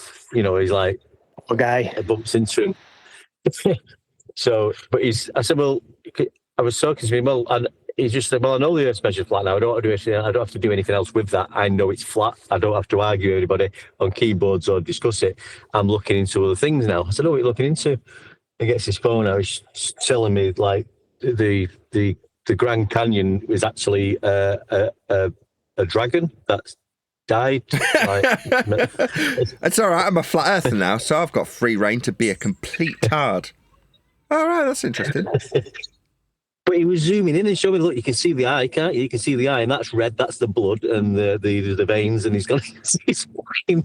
Yeah, that's absolutely ridiculous. That is, yeah. Was that Crow 777? That's pushing that. I wonder, because I don't know. Yeah, that was way back, and back a few years ago for that one. Was it right? But it's. It did actually look like a dragon, to tell you the truth. Yeah, but the dinosaurs never existed, really. Yeah, he should have watched that Eric Dubé one. That might have stopped him in his tracks. Well, what proof do they have of dinosaur? Oh, the fossils, of course. Oh. And then we get to see replicas only, because the real fossils are kept in a hermetically sealed vault somewhere. And we can't, not even the reporters have seen that and get to touch it or look at it. So we just get to see replicas all over the place. You got to admit, though, as a child, it is fascinating. I was fascinated by space and dinosaur. Now you got them all together in cartoons and toys and bed sheets and mobiles over the crib. Mobiles, whatever they are. Yeah. By the time I got to like second year of secondary school, I was, even before, first year of secondary school, I was completely off dinosaurs. And the reason being that you couldn't pronounce the names. And then there were just so many variations coming up. I couldn't keep up. My younger brother could, but I couldn't keep up with that. I stopped. So I gave up on the dinosaurs. Once they told me the Tyrannosaurus Rex because his arms were so short, he was now a scavenger and not the king of the freaking forest. I was out. Yeah, I always wondered those little arms had no use. I mean, you know, and apparently if he fell over, he couldn't right himself. So he would have fell prey to other dinosaurs. Yeah, that's a weird, yeah. And then the experts in physiology and anatomy of these dinosaurs and animals in particular said that, you know, some of these dinosaurs would have been too heavy to walk. They would have crushed themselves just due to the weight of their own bones. It's just ridiculous. And they got feathers now, Jin. Yeah, there was that apology from the National Geographic, who apologized for the missing link. Archaeoraptor or something it was called, the transition of dinosaurs into birds, and it was created by some Chinaman in China, and they offered it up, and turned out to be bones from other birds that were put together, and National Geographic had to apologize. It's billed as the missing link. If you look that one up, Archaeoraptor, I think it's called.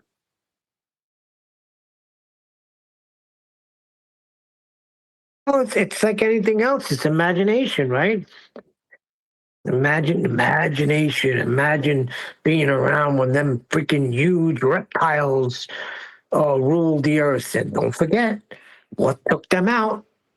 It was that freaking meteor from space. Yeah, that wiped the dinosaur out. And it could happen to us. Yeah, 65 million years ago. But 10 years ago, when I realized that we were living on a flat earth, that's when all that stopped completely. And then in 2016 now, I'm watching that Eric Dubé, Dinosaurs Never Existed. That's it. And the funny thing is, just before I became a flat earther, 2013, here in Japan, they reckon they found a miniature T-Rex in Japan. And I said, that cannot be true. Now I instantly said, you're seeking to make money. That's exactly what I said. Yeah, that's the a first thing miniature I said. Tyrannosaurus Rex. Yeah, and yeah, you know, in there's Japan. people. Yeah, but there's still people in bondage to all of that. That this could happen again. You know, that they have to watch the skies. That NASA's doing a good deed. They're protecting the skies. They're giving us a warning. I mean, so many times they come close. Some the size of buses. Some the size of cars, some the size of New York City. Be afraid. I just said, no, that would be impossible because Japan, born of volcanic eruptions, all these 3,000 plus islands. I said, where would this thing, how did it get to this place? And what is it living on when it's all forest and wood? No, there was no, I completely refused, said, no way. This is in 2013, I couldn't accept it. Said, no, on the mainland, that's definitely possible. Main continents, Japan, miniature tip. Why miniature? No, get out of here with that nonsense. And then 3 years later, I'm watching Eric Dubé's Dinosaurs Never Existed. And it just, that was it. I said, I knew there was something up. Just knew there was something up with that. So they're lying. They've been lying for a long time. Wow. And of course, these subjects are the first ones that are taught in elementary school: solar systems, evolution, and dinosaurs. And why those are such important topics to teach when you should be learning how to play with clay and eat paste. Yeah. Yeah, the linchpins they're the linchpins to the deception. Those three that you just mentioned. Absolutely. Yeah.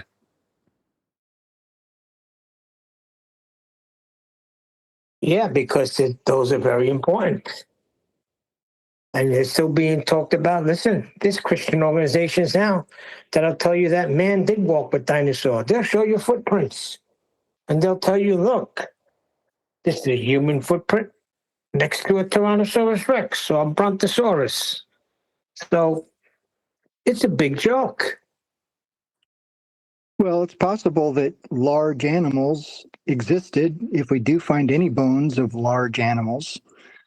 Large animals exist now. Look at the giraffe. Right. Say that again, please. Look at the giraffe. Love you. I love you, Neil. Those giraffes. Yeah. And elephants and whales and all that stuff. So it really is, it's perplexing to me when you've got creation, quote unquote, scientists. That's what they call themselves. Because they want to fit in. They want to validate the Bible to what they supposedly found on Earth.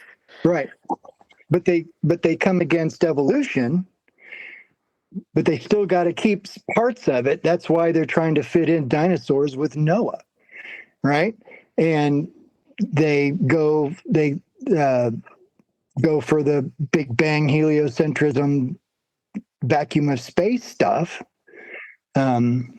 and shoehorn in that God could do that because God's a big God. Exactly. That annoyed me when I went to the Ark Encounter and I saw a section of dinosaur that Noah was feeding. I was like, how are you joking me? And yeah, they got plaques where you could read up how much food there had to be for the dinosaur to survive. The joke. They got evolution mixed up with creation. They're trying to lump it all in together.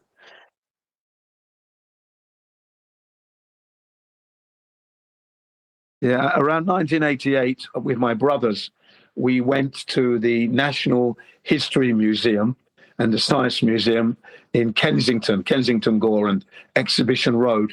And we went in, locked the bikes up. My brother's bike was like worth £1,000. So a British bike called a Saracen, right? So we put his in the middle of my other brother's bike, right? So he was sandwiched, lock it up nicely, good locked up, and then we went straight in there. And everything we looked at felt like plastic, all the dinosaurs. And it clearly says don't touch, but you can't resist because you want to know, you want to know if that's bone or not. Just felt like plastic. And where there was faded color, you could see where they'd been using the airbrush to paint the bones up and that. And I thought, wow, we were laughing, really. That was back in 88, looking at the exhibits and don't touch, but we had to touch because we wanted to know.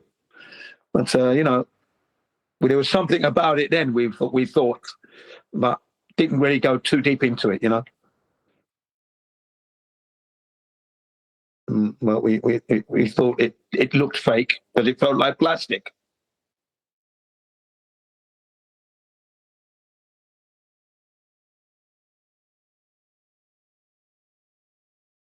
Did I show you guys pictures of my brother's toy line that he's trying to get out? I'll put him in Master B. Pretty cool.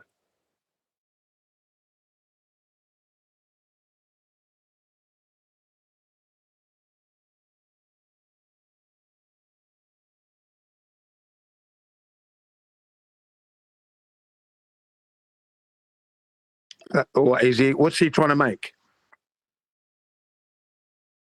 Got a line of toys. I'm going to send you some pictures. Yeah, what kind of toys?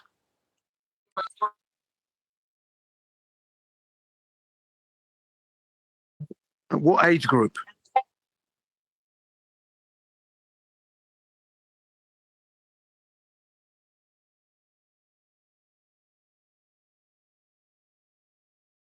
It's stuffed animals. They're called cookie cuties. They're pretty clever. I'll show you.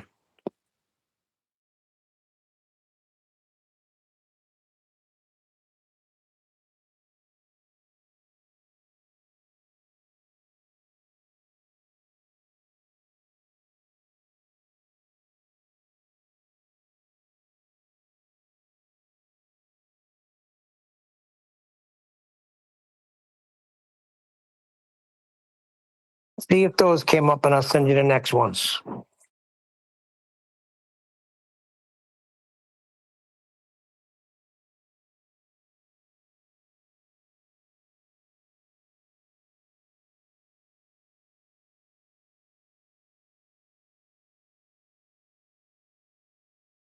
Did you put it in Master B? Yes. Now, I told them, come up with a storyline for them, like a comic, anything. Give them a storyline where they came from. the evil that they're running from, if there is any. Or you could have it a utopia. But get a storyline. Yeah, they're adorable. They're up in Master B. Yeah, he's somebody invested in him already, so hopefully he protected himself, because we know how these people are. They'll steal it. You know, if they see something good, they'll freaking steal it. And everything is timing. Like right now, there's really no toys. Kids are just on the computers, on their phones. But if you can get a toy out there that kids can start playing with again, you never know. Might be the right timing. Yeah, then it'll boom like a Hatchimal or a Elmo.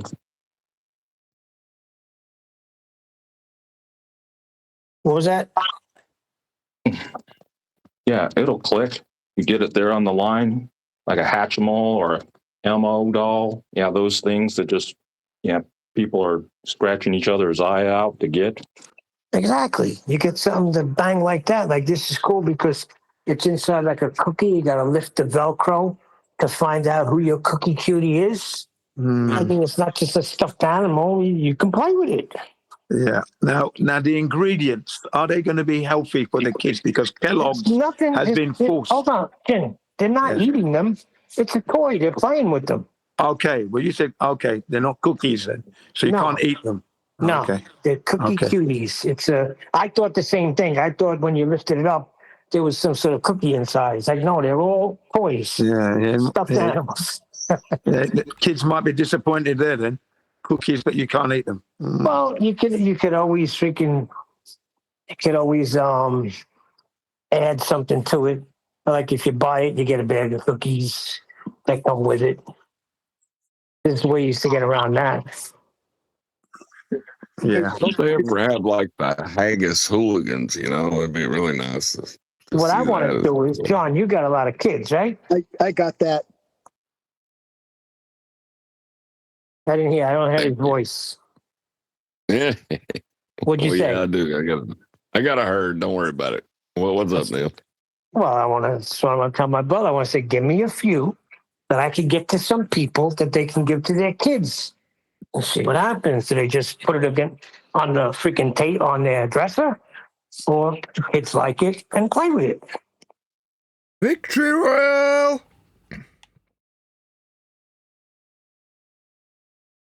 Like Cabbage Patch Kids, where you could make coleslaw or sauerkraut out of them, right? Yeah, that's right. You know what I'm talking about. Remember the Garbage Pail Kids? Exactly. Yeah, but those are candy. See, what he could do is each cookie doll, whatever you call them, cookie cutie, can have a little recipe attached to it. When moms can bake the cookies that the recipe has attached to the cookie. There you go. Now you got your mom and your children interacting instead of being stuck on a damn computer. Might be the right timing. Look, I hope it is. Somebody in my family's got to make it. Yeah, but then you got Robert F. Kennedy Jr. wanting to working hard to improve the health in America, so that might not be a thing.